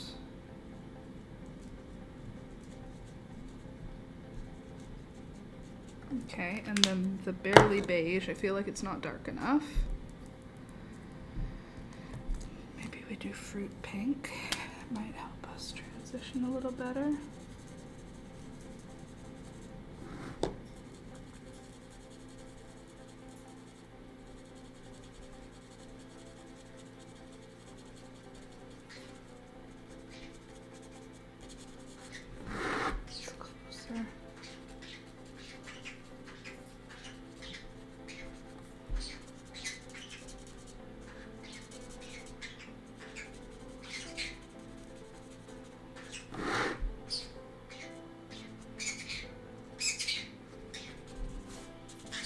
There. So there's mine, and there's what it actually looks like. There's mine, and there's what it actually looks like. It's not the same, but it's okay. So we've got quite a few little flowers done now. I want to do the marigold and I want to do the nasturtium leaf, but I think the nasturtium leaf is going to be once we get into doing actually the greens. Christmas mug still. Now we have our marigolds. I want to find the marigold that I want to use because it's a specific one for my color reference. It's this one. Is what I'm doing for color reference, and that one I think is going to be like old red, maybe like a brownish red. Or like, I guess I'll have to overlap it with some brown. So maybe brick brown. And then a really bright, beautiful yellow. And that's pretty much it for this one. It's like a really bright looking marigold. So first, for this guy, I'm going to do the outline, the darkest part. So I don't need to use this side. Oh, you can't see what I'm doing. I'm gonna use the brick brown to create the outlines, because I think it's a bit too dark to use as my entire red, and it's not quite red enough. It's okay though. It'll work well for this.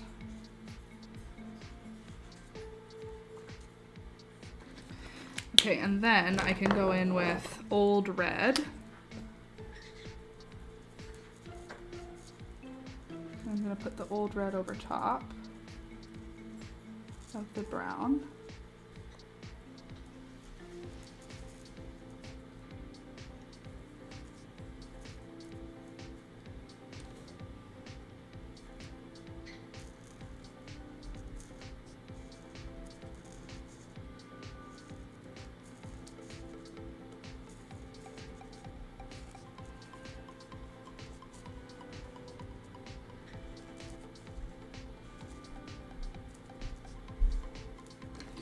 And then I'm going to take my super light bright yellow, which is just yellow, and I'll do that as my stripe in the middle here.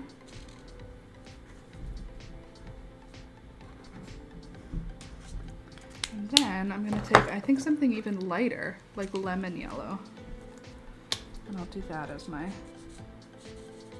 on either side color.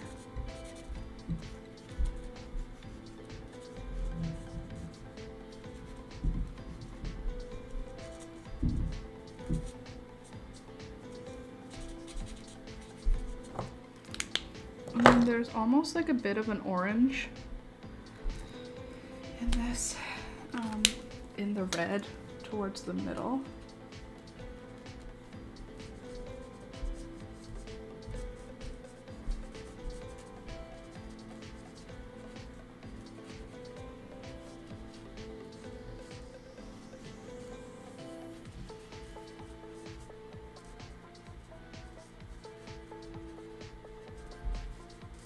There.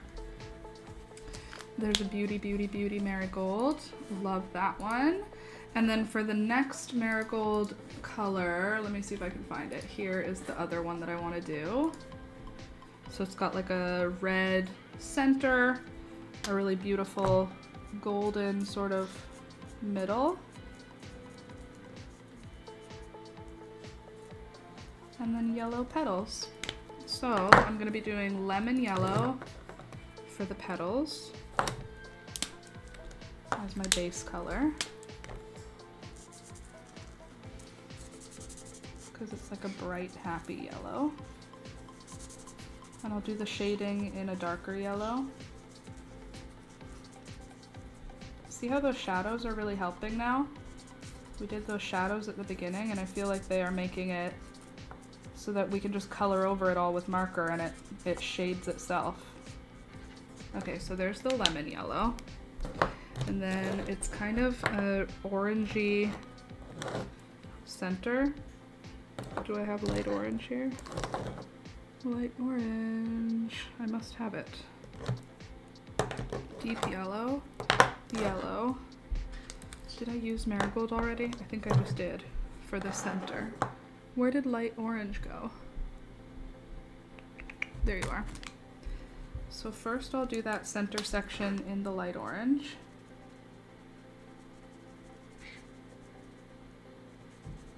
A little outside of the lines, which is fine.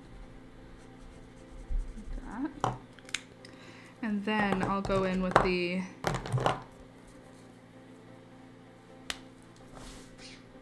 brick color as my very center. And then I'll do the old red as my in-between.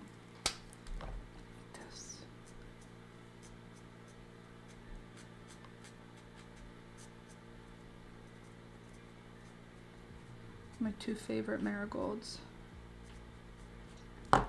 There. And these almost have like a heart shape to them. There's highs on the edges. Here. And we can go back with marigold, wherever you are. There you are, and then we can just sort of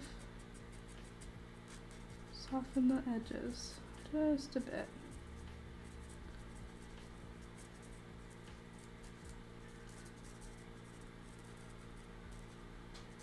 Okay, there we go. So there's what it looks like for my drawing, and there's the actual photo. My drawing, actual photo. So, wow. You think so? You're so nice. This one needs a little bit. And then I think we need a deep yellow section because it's all lemon yellow. I think the back areas can be like regular yellow. So it's like in the shade.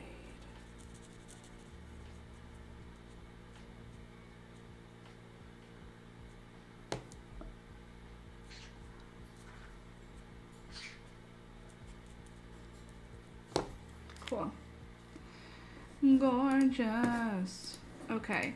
Now we've done all the flowers, which is amazing. I love that for us. Now we need to do the leaf. Here's the leaf in real life. I guess it has a lot more lobing than mine. Mine's a lot more not lobed. So I think maybe I'll create a little bit more lobing. Just with a little bit of trickery here.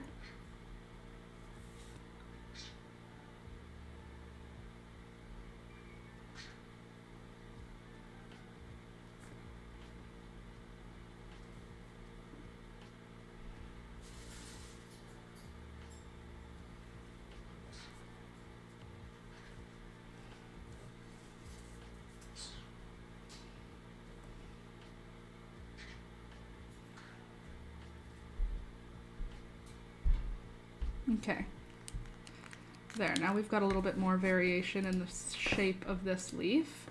So now I need to figure out what we're gonna do color-wise. Let me put away all my pinks.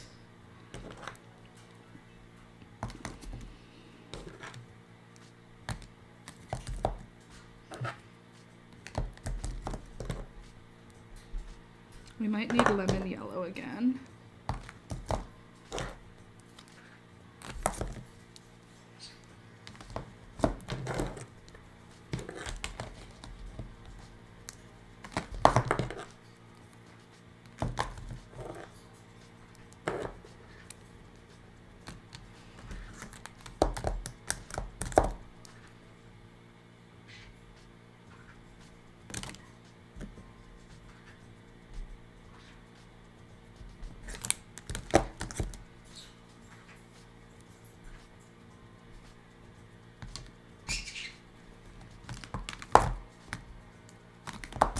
Okay, so now we need like a really pale green for the center and for the lines.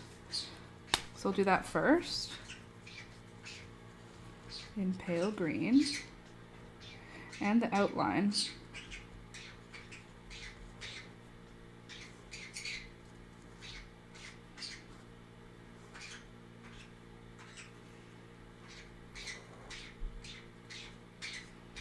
Cool.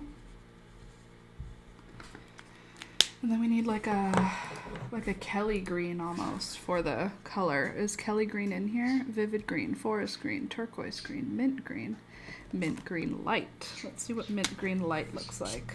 Okay, that's close to what I'm looking for.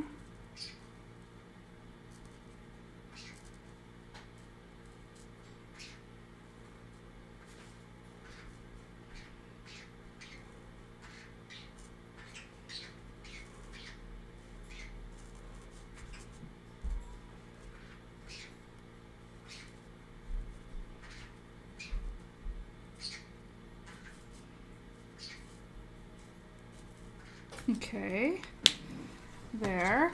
Now I need a warmer green to do some color stuff with. Maybe the bronze green.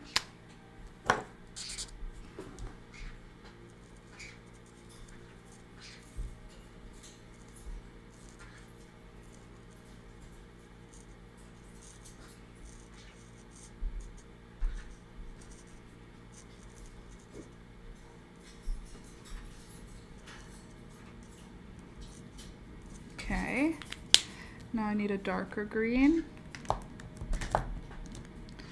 Maybe the vivid green would work here.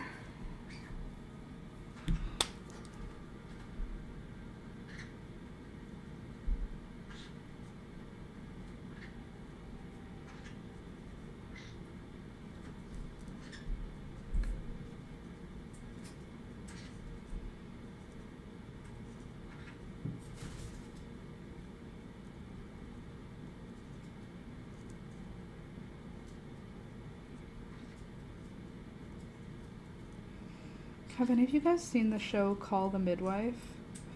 Watched it a long time ago and I want to watch it again. I've been being fed clips on my Instagram from the show and I want to watch it again. If you've never watched it, you should. Apparently it's on CBC and BBC, but I haven't checked yet. Okay, and now we're gonna go in with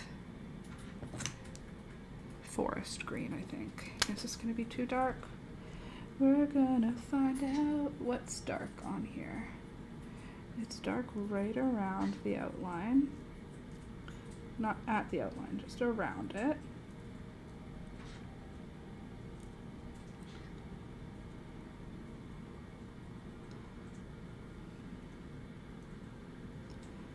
And it's a little bit dark around some of the veins.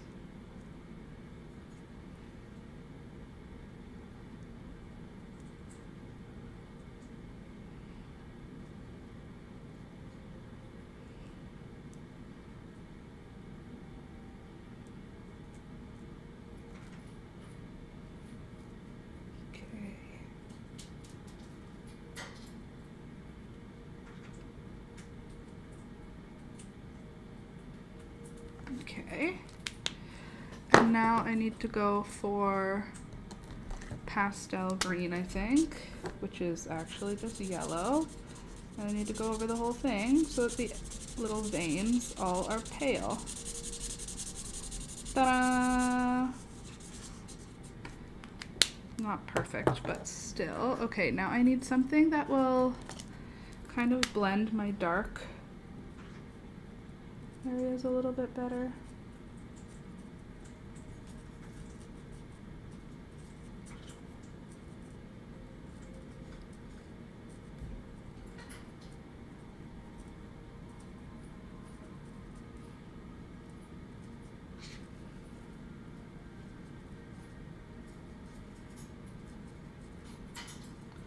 All these different greens are supposed to give texture. That's what I'm trying to do, is make it look bumpy.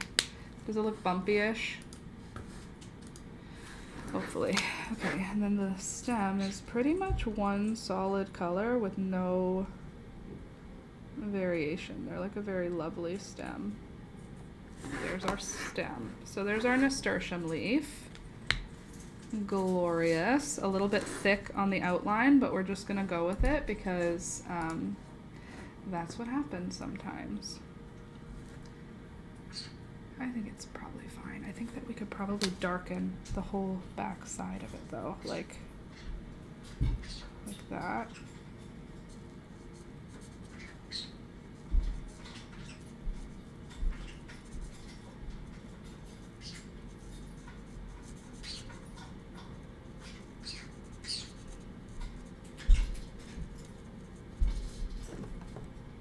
Yeah, that looks better to me.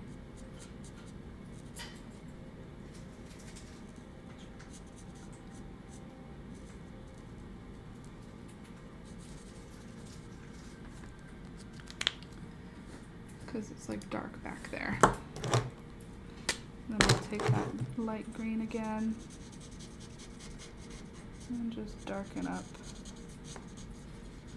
some of those spots for blendiness. There. Okay, there's our first leaf. Now I need to know what a marigold leaf color is. So here's back to our marigold for the color. This one's a lot warmer, so I'm gonna put away all the cold greens, like the mint green and the forest green and the mint green again, 56. And we'll keep out the pale green, but I think we'll also do fresh green and olive green and bronze green for our marigold leaves, hopefully. So I want to start with something warm. Maybe I'll do fresh green, which is yellow. I know it's yellow, but it's okay because we're going to be making it green. I guess I'll do the marigold stems at the same time.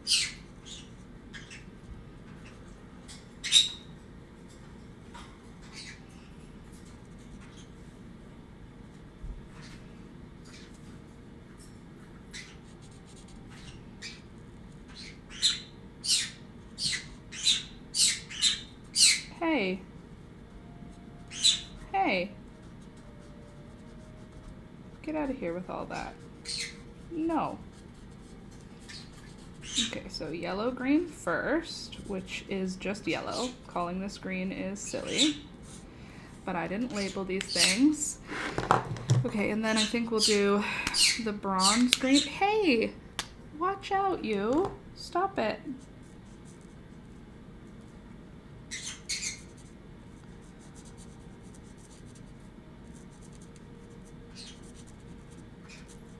I'll do that as our shadowy color. That's a little bit closer. A little greener. Hey, no. No. I don't want to hear it. No. No. Now we need something actually green. So we could do pastel green, vivid green, or pale green. Let's do pale green. Okay. Do pale green. These birds, they've been so good all day yesterday. They just missed us because we were away for a couple days, and they are never very pleased when we go away. They get a little bit angry with us. Usually they're a little bit bitey for a couple days. I haven't experienced that just yet. Hopefully I won't have to. And then we'll do a little bit of vivid green, just for vibes.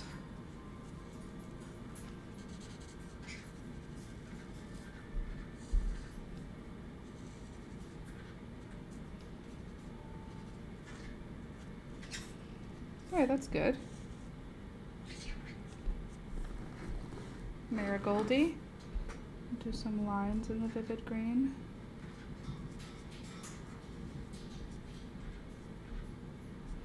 Cool. Next thing done. Now the cosmos are going to be a pale green almost exclusively. They're very pale stemmed plant.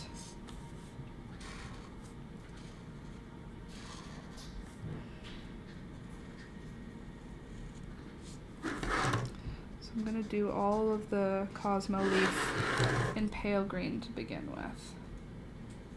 And I guess we'll just add some flavor as necessary. But cosmo leaves are very like uniform in color.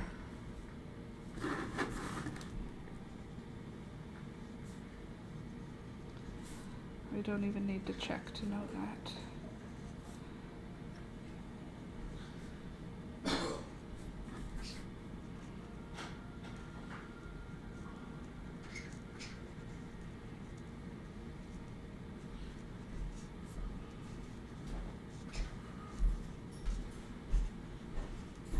Do you like my flowers? Sorry? You didn't say you like my flowers as you walked by. I like your flowers. Thanks. I forgot to say it's also my best friend's birthday today. I'm gonna go see her tomorrow.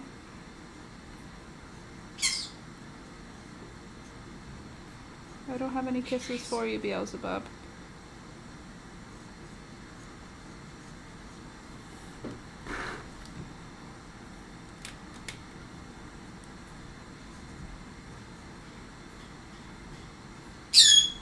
Oh, thank you.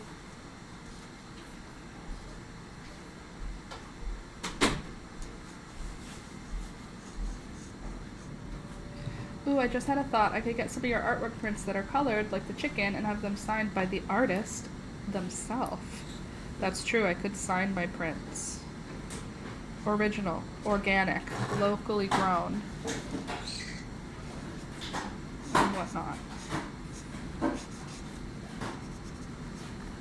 Okay, I need to do a little bit more vivid green for the nasturtiums.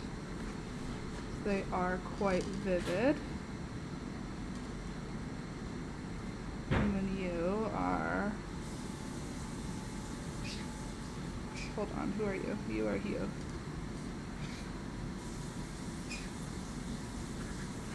Okay, and now I'm going to take the vivid green and I'm going to use that for my shadow.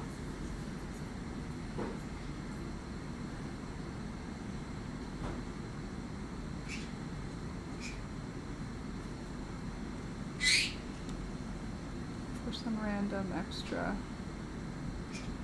detail lines on my Cosmo leaf. Okay, and on my Cosmo stem. And then I think I need something else. What's spectrum green? What's that? Almost the same as vivid green. Very cool. Love that for us.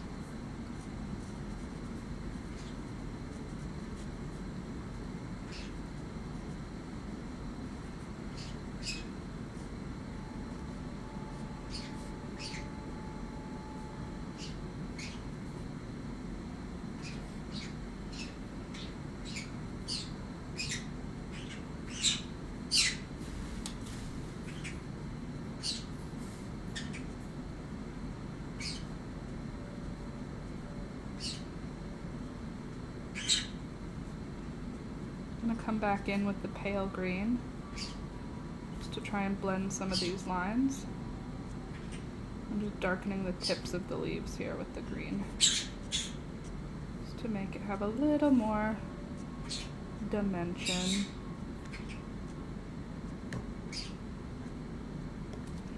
There, and then I'll come with the, what did I say, with the, ooh, with fresh green could work too, just for a little extra fun. And then I'll go back with the pale green. Can you stop shrieking? I don't want to hear it. I'm over your shrieky. No, thank you. Okay, and then I'll go with my palest pale green. And I'll just kind of go over everybody.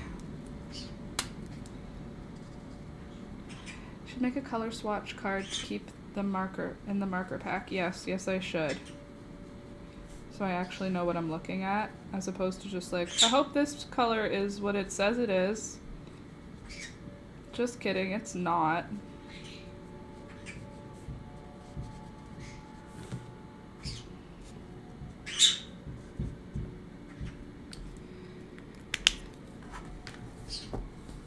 Ta-da! Oh, you're not colored in yet.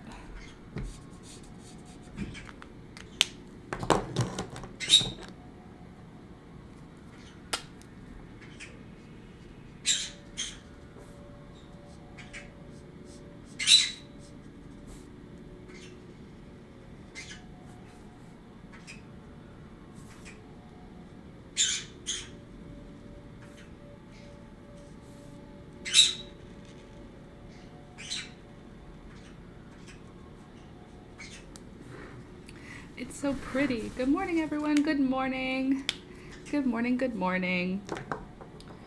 Okay, what else do we need here? I think we need a little bit more shadow going on. So I think we'll go in with the warm gray and just block out some shadows. I think I can't make a flat side. You know, like that's in shadow. That's in shadow. That's in shadow. That's in shadow.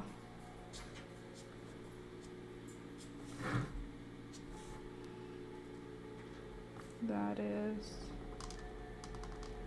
That is. Stuff like that.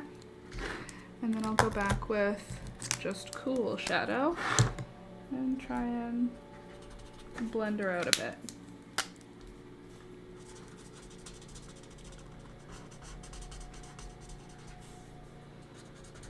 And she says no blending for me.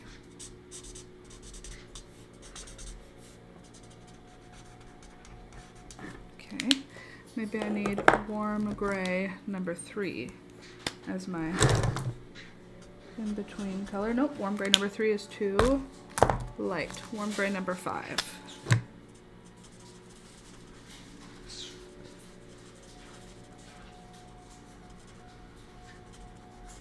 A good blend there.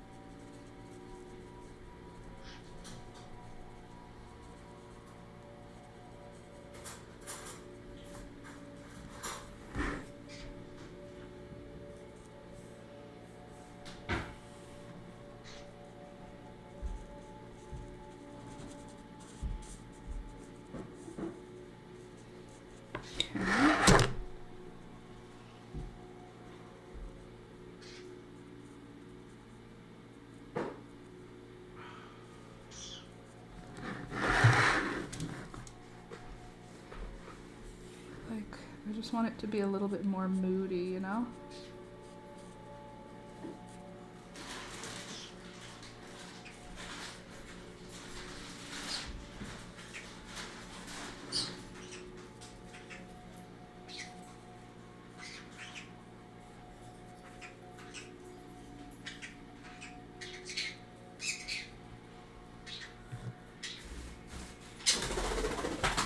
Well, did you forget you're not flying currently, Gary?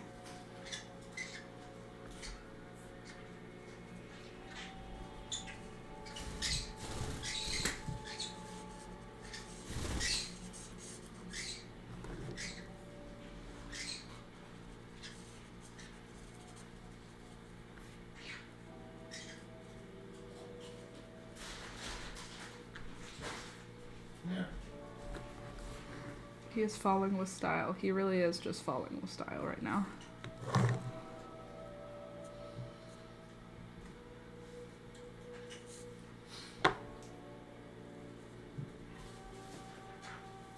Careful, Rohan, you're gonna get bit.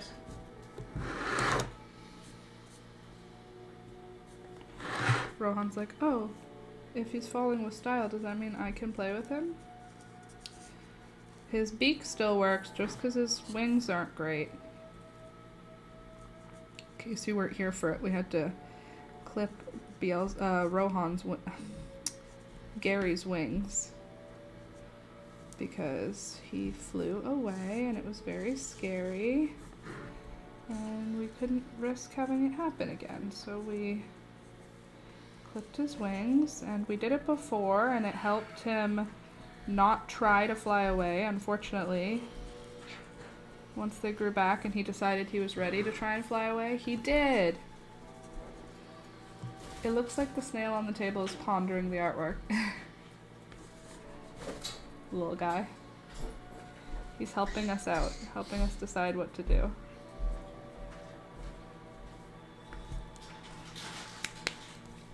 I think that's good. think we could use a little bit of gray on these back petals, just because they're in the background, so they wouldn't be so bright, you know?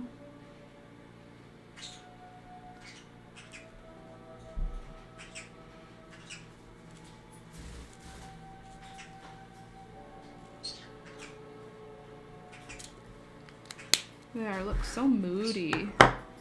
And then I have a lighter gray, right? Cool shadow. We'll use you to blend this section that was a little harsh. Very cute. These guys. Ta-da! We drew a picture together. Look at my flowers. Wow. I drew them. I drew them all by myself, thank you. Okay, so now I need my little ruler. Ow, my foot fell asleep. My ruler. So that I can create the edge of the artwork.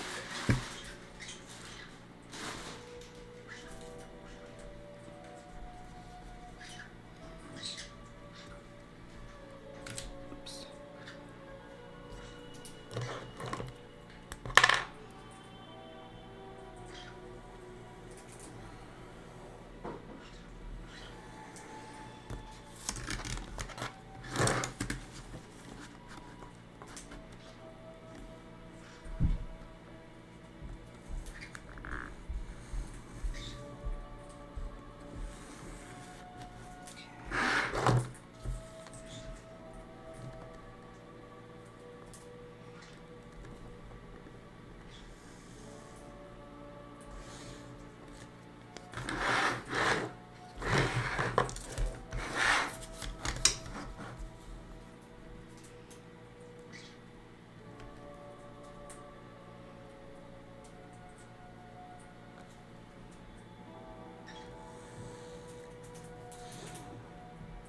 There. Where'd my lid go? Here it is. Now I can take this. Ready for this? Because I'm not.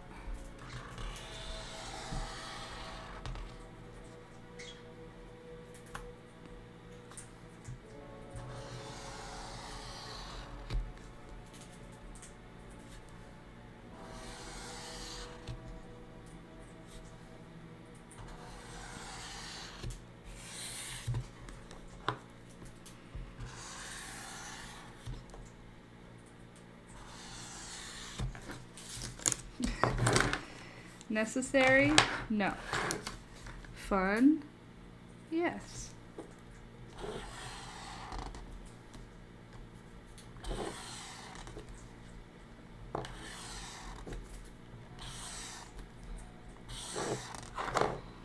Considering I'll probably never use the black for anything, this is a fun way to use it. It'll also make it easier when I'm making the digital version to have a nice, clean, crisp edge when I'm doing a print. Which I think I will do, because I think a print could be really fun.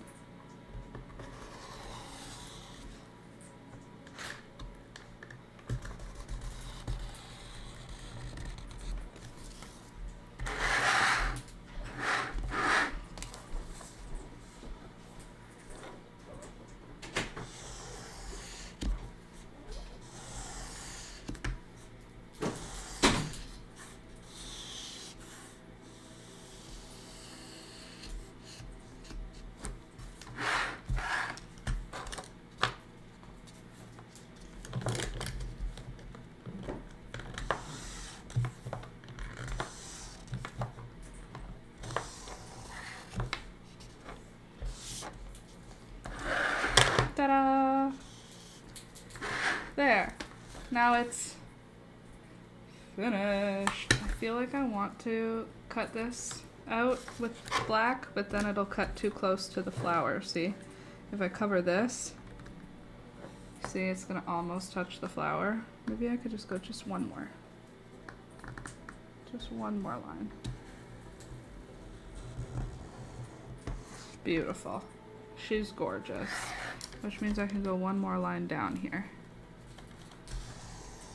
Beautiful. She's gorgeous. We've got art. We made art, people. We are artists. Bum ba da bum bum bum bum bum. That was a play on we are farmers. Bum ba da bum bum bum bum bum.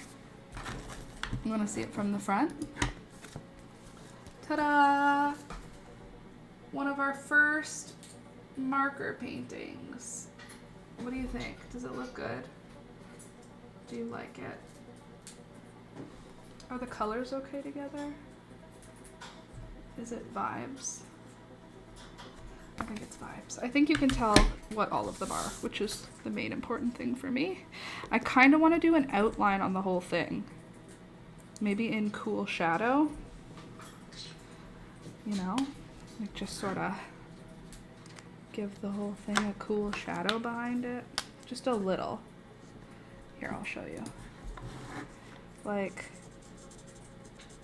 that, but just behind where the flowers are.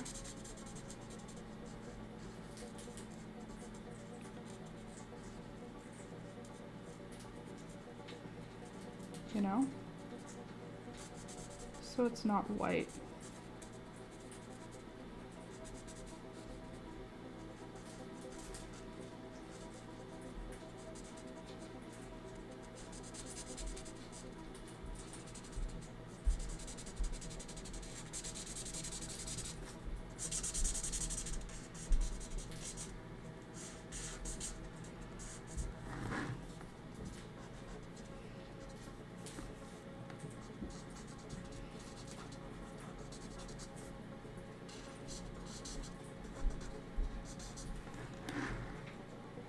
Yeah, no.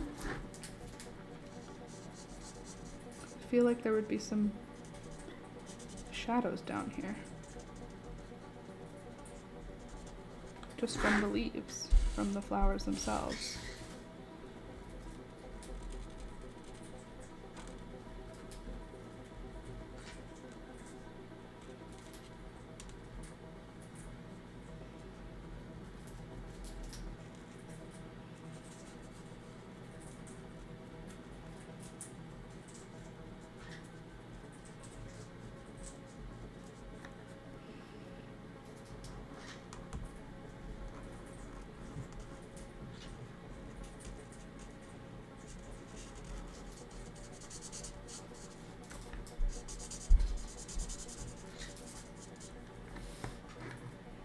Don't you think?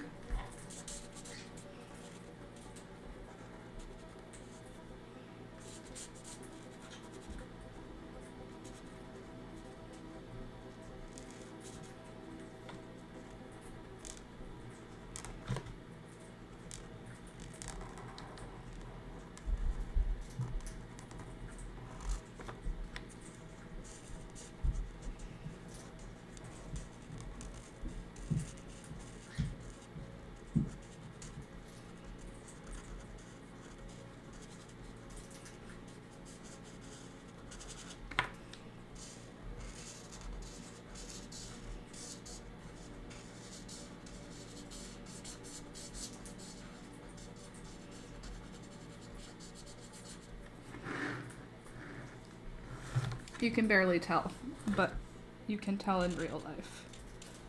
That shadow is there.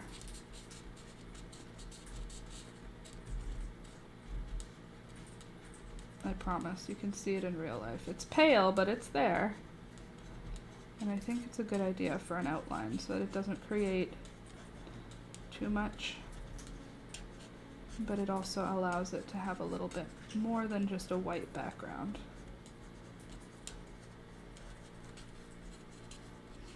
There. I don't even know if you can see it.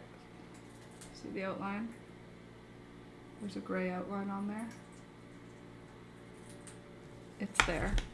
It might be subtle, but it's there.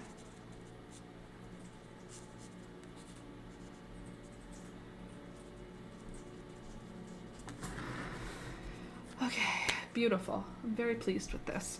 I do want to do a little bit of shadow behind that nasturtium leaf. I just feel like that nasturtium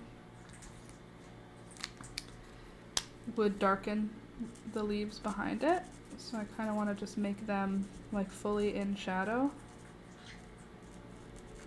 because they're all behind that leaf.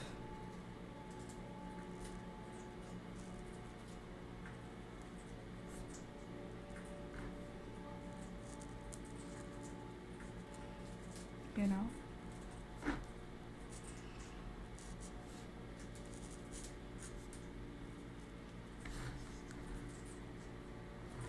Yeah, that makes more sense to me. Same with these ones being a lot darker. What a fun way to start the year. I hope that this is fun for you guys because I'm having kind of too much fun with this. I'm really pumped about this. At first I was really like, oh no, I have to learn a new thing. Now I'm like, oh look, I've learned a new thing. I'll get better at the blending and stuff, but for now it's pretty cool.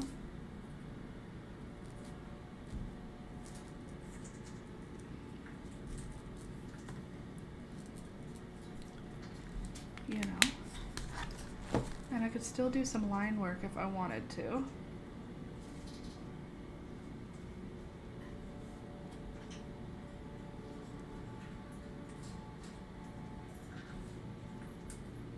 I feel like that nasturtium could also have a little bit of a shadow right behind it anyway, you know, like here.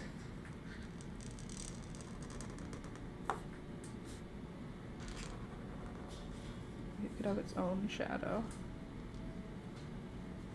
And then like the stem could have its own shadow. Leaf.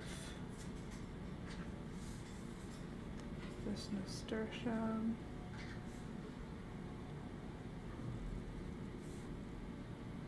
This nasturtium.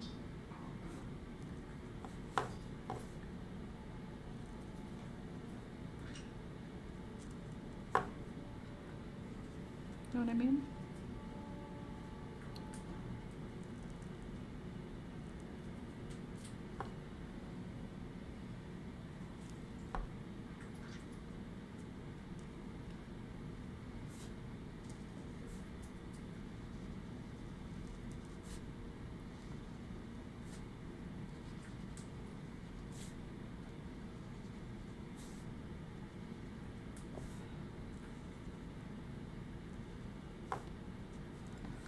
I do like those markers and how they work. They're pretty cool. Yeah, I think they're pretty cool. They do definitely have a learning curve. But I agree they are pretty cool. And I'm still dealing with the learning curve, obviously. But I think it's something I'm willing to work on, which is cool. I love finding a new thing that I'm actually willing to spend the time with.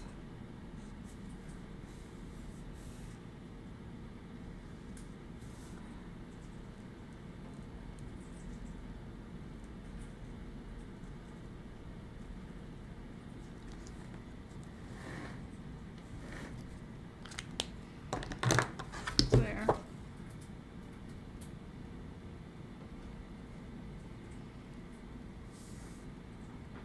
Pretty cool. I like it. I like how it turned out. A little bit of art there. So I will upload this as a print, I think, and then I will also... I want to find out how to do prints, like how to sell prints, because I feel like it'd be cool. Here's the first one we figured out today, and then here's the second one we figured out today. First time using, second time using. Yesterday I tried to learn a little bit with just the greens, and I watched a few tutorials, and this is how those came out. Not my easiest learning curve, but compared to this, I think we've improved. Here's number one. And there's number 2. I think we've improved. So I'm happy with it. Now let's put away the markers according to their numbers. 49. Cool gray. Blue gray. Warm gray. 46. 41. 35. 42. 59. 44. And the white blending marker. Look at me, putting everything back where it belongs when I'm done. Who is she? Can you believe it? How unlike me. My lips are so dry right now. I also broke my blow dryer. Did I tell you guys about that yet? Broke my blow dryer the day before Christmas. Surprise, surprise. So didn't have time to ask for one for Christmas. So now we are on natural hair. We're on a natural hair journey now together, you and me. You get to experience all the ways that I don't blow dry my hair. My poor lips.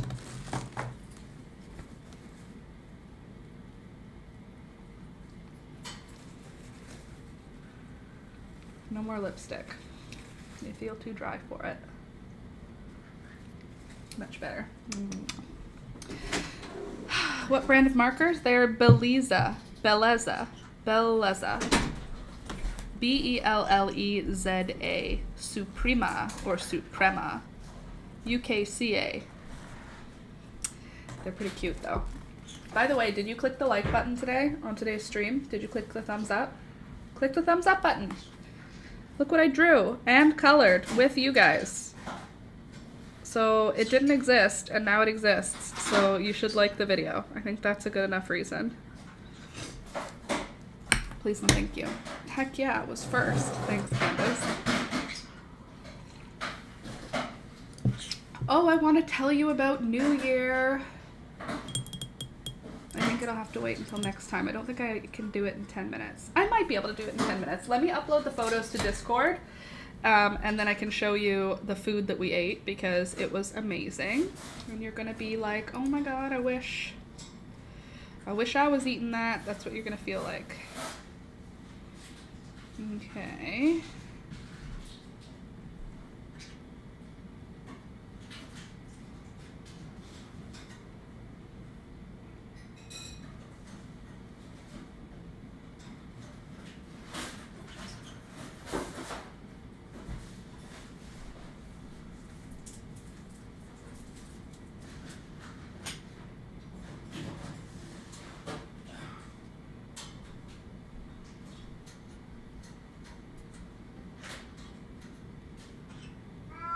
Oh, I also have something really cool to show you that doesn't have anything to do with New Year, but it's important, so you should see it. And I'll just show it to you. Because you need to know. It's important. Some things are important, and one of those things are what I'm going to show you. So I'm going to show you something first that is not New Year related, but it is important. Steve came back and I took videos and pictures of her. Look at her. This is Steve. She is our pet possum. Alex would not let me pet her. She came into the garage and I don't know if you can see how big she is. She's bigger than Peekaboo. She is the biggest possum. Look at her stupid face. I took close-ups of her face so you could see her teeth. So cute. She's so ugly. She's cute. Look at it.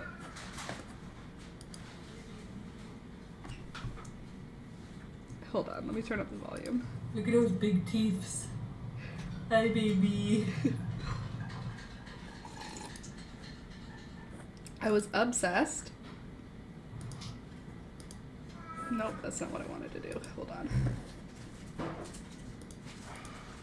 Nope, that's not what I wanted to do either. Get back here. Hi, Steve. Look at his little thumbs. Come on. My baby. Hi, Steve. Steve. Look at Steve's ears. Look how big Steve got. Hi, baby. I was Look very at his long excited. tail. I kept calling him him. Steve's a girl. We thought Steve was a boy. Steve is a girl. Where did you go? There you are. Look at Steve's stupid, stupid face. Look at her thumbs. Look at her thumbs. She's so dumb. Look at her. Come on. She's cute. She's ugly cute. Like Stevie Nicks. Exactly. Like Stevie Nicks. Look at her stupid face. She's growling. But she didn't bite. She didn't bite. I pushed her out with a broom. Alex wouldn't let me pet her because he doesn't love me. Look at this big boy. Look at this big boy's tail. Hi, growly boy. Oh, he's so pretty. I was very excited. Look at her ears. They look so weird. Gosh, I just love her. Anyway, Alex said I couldn't pet her, so I didn't because he was watching. But I did want to. You should know that I wanted to pet her. She's so ugly. Look at her stupid face. Oh, it's just a giant rat. Look how big she is. She's this big. Her body is this big. Like heavy. Like it's a heavy critter. Look at behind her is a car tire. For context. A recycling bin for context. I tried to like get some size comparison, but it didn't really work out. What you looking for there? Presents? Well, in the fridge there's Terry's chocolate oranges. That's true. So, you can do that. Okay, now let's talk about Christmas because fine. Also, this is the picture we just drew together and here's how it turned out. So that's when we drew it and here's how it came out when we colored it. Ta-da! Isn't she beautiful? So fun. Okay, so let's start from the beginning. This is my sister-in-law and her partner's dogs. Very cute. They were being very good. We made a balloon arch because we are extra. We blew up all of these balloons. I was lightheaded. We tried to use a pump, hand pump, and then we tried to use an air pump, and both of them had their own issues, so we ended up doing it manually. It was just Alex's mom, Alex's sister, and me. They did most of it. I just put them up. But here's the balloon arch. Here's me and Alex, very proud of our balloon arch. She's gorgeous. There's me and Alex having some Prosecco, and it was very cute. And Alex looked so good. I took a picture. He wanted me to do his hair in a braid, so I, not French braided, I Dutch braided his hair, and his hair looked so cool. And he looked so cool, just in general. I was like, I want a picture of you taking a drink of your champagne. Well, actually, he was taking a drink of his champagne, and I took 5 pictures, and this one was the one that I wanted. I thought he looked really cool. Don't you think he looks cool? I feel like this is such a vibe. Then, these are the crumble cookies. See, look, crumble. And they are a variety of flavors. They were tasty and beautiful. Gorgeous. This was the table when we sat down to eat. So this is our plates that are full. And here is some of the displayed food. Let me show you close-ups of it. Don't worry, I took close-ups. This is the salmon we had. We had some delicious salmon Alex's sister made. It was paprika, garlic, salt and pepper, I think. Just the delicious basics, all you need. Then there were mashed potatoes, delicious. There were carrots, which I ate like a lot of, like more than I planned. There was this amazing dip she made. So it was like red pepper jelly, which was sweet and hot. And then there was a whole bunch of cheese. And then there was like green onions and I'll get it done right now. Watch. Hey, hey, do you remember the brand of cookies from your baby shower?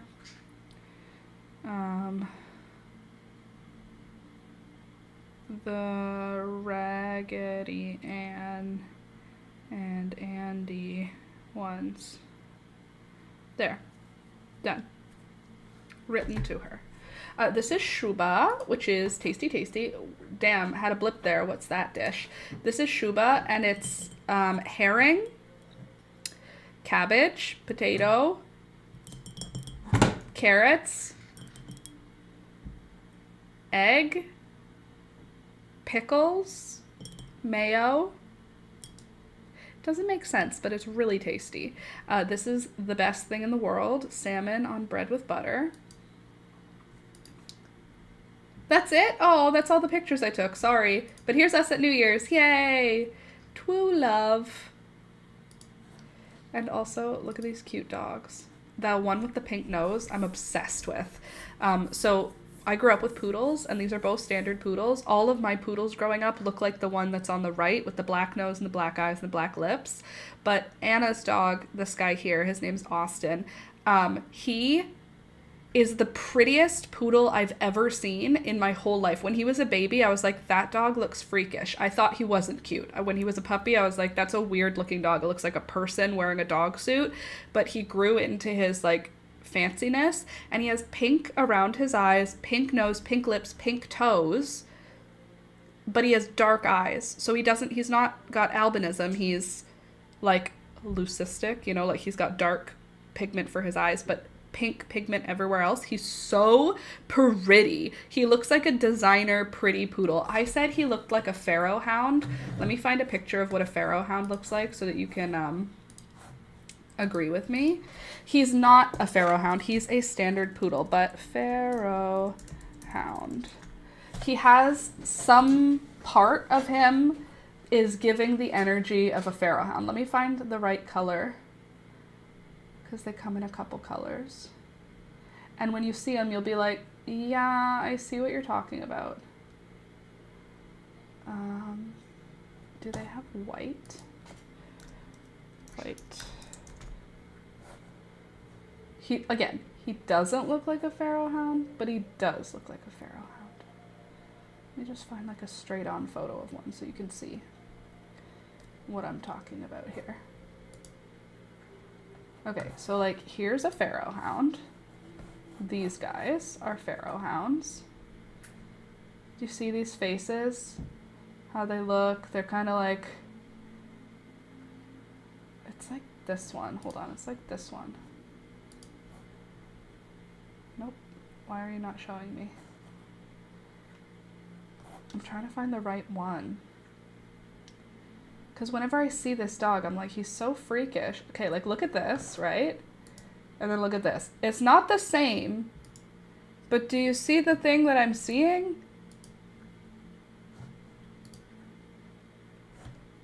Let me go up a little. Ready?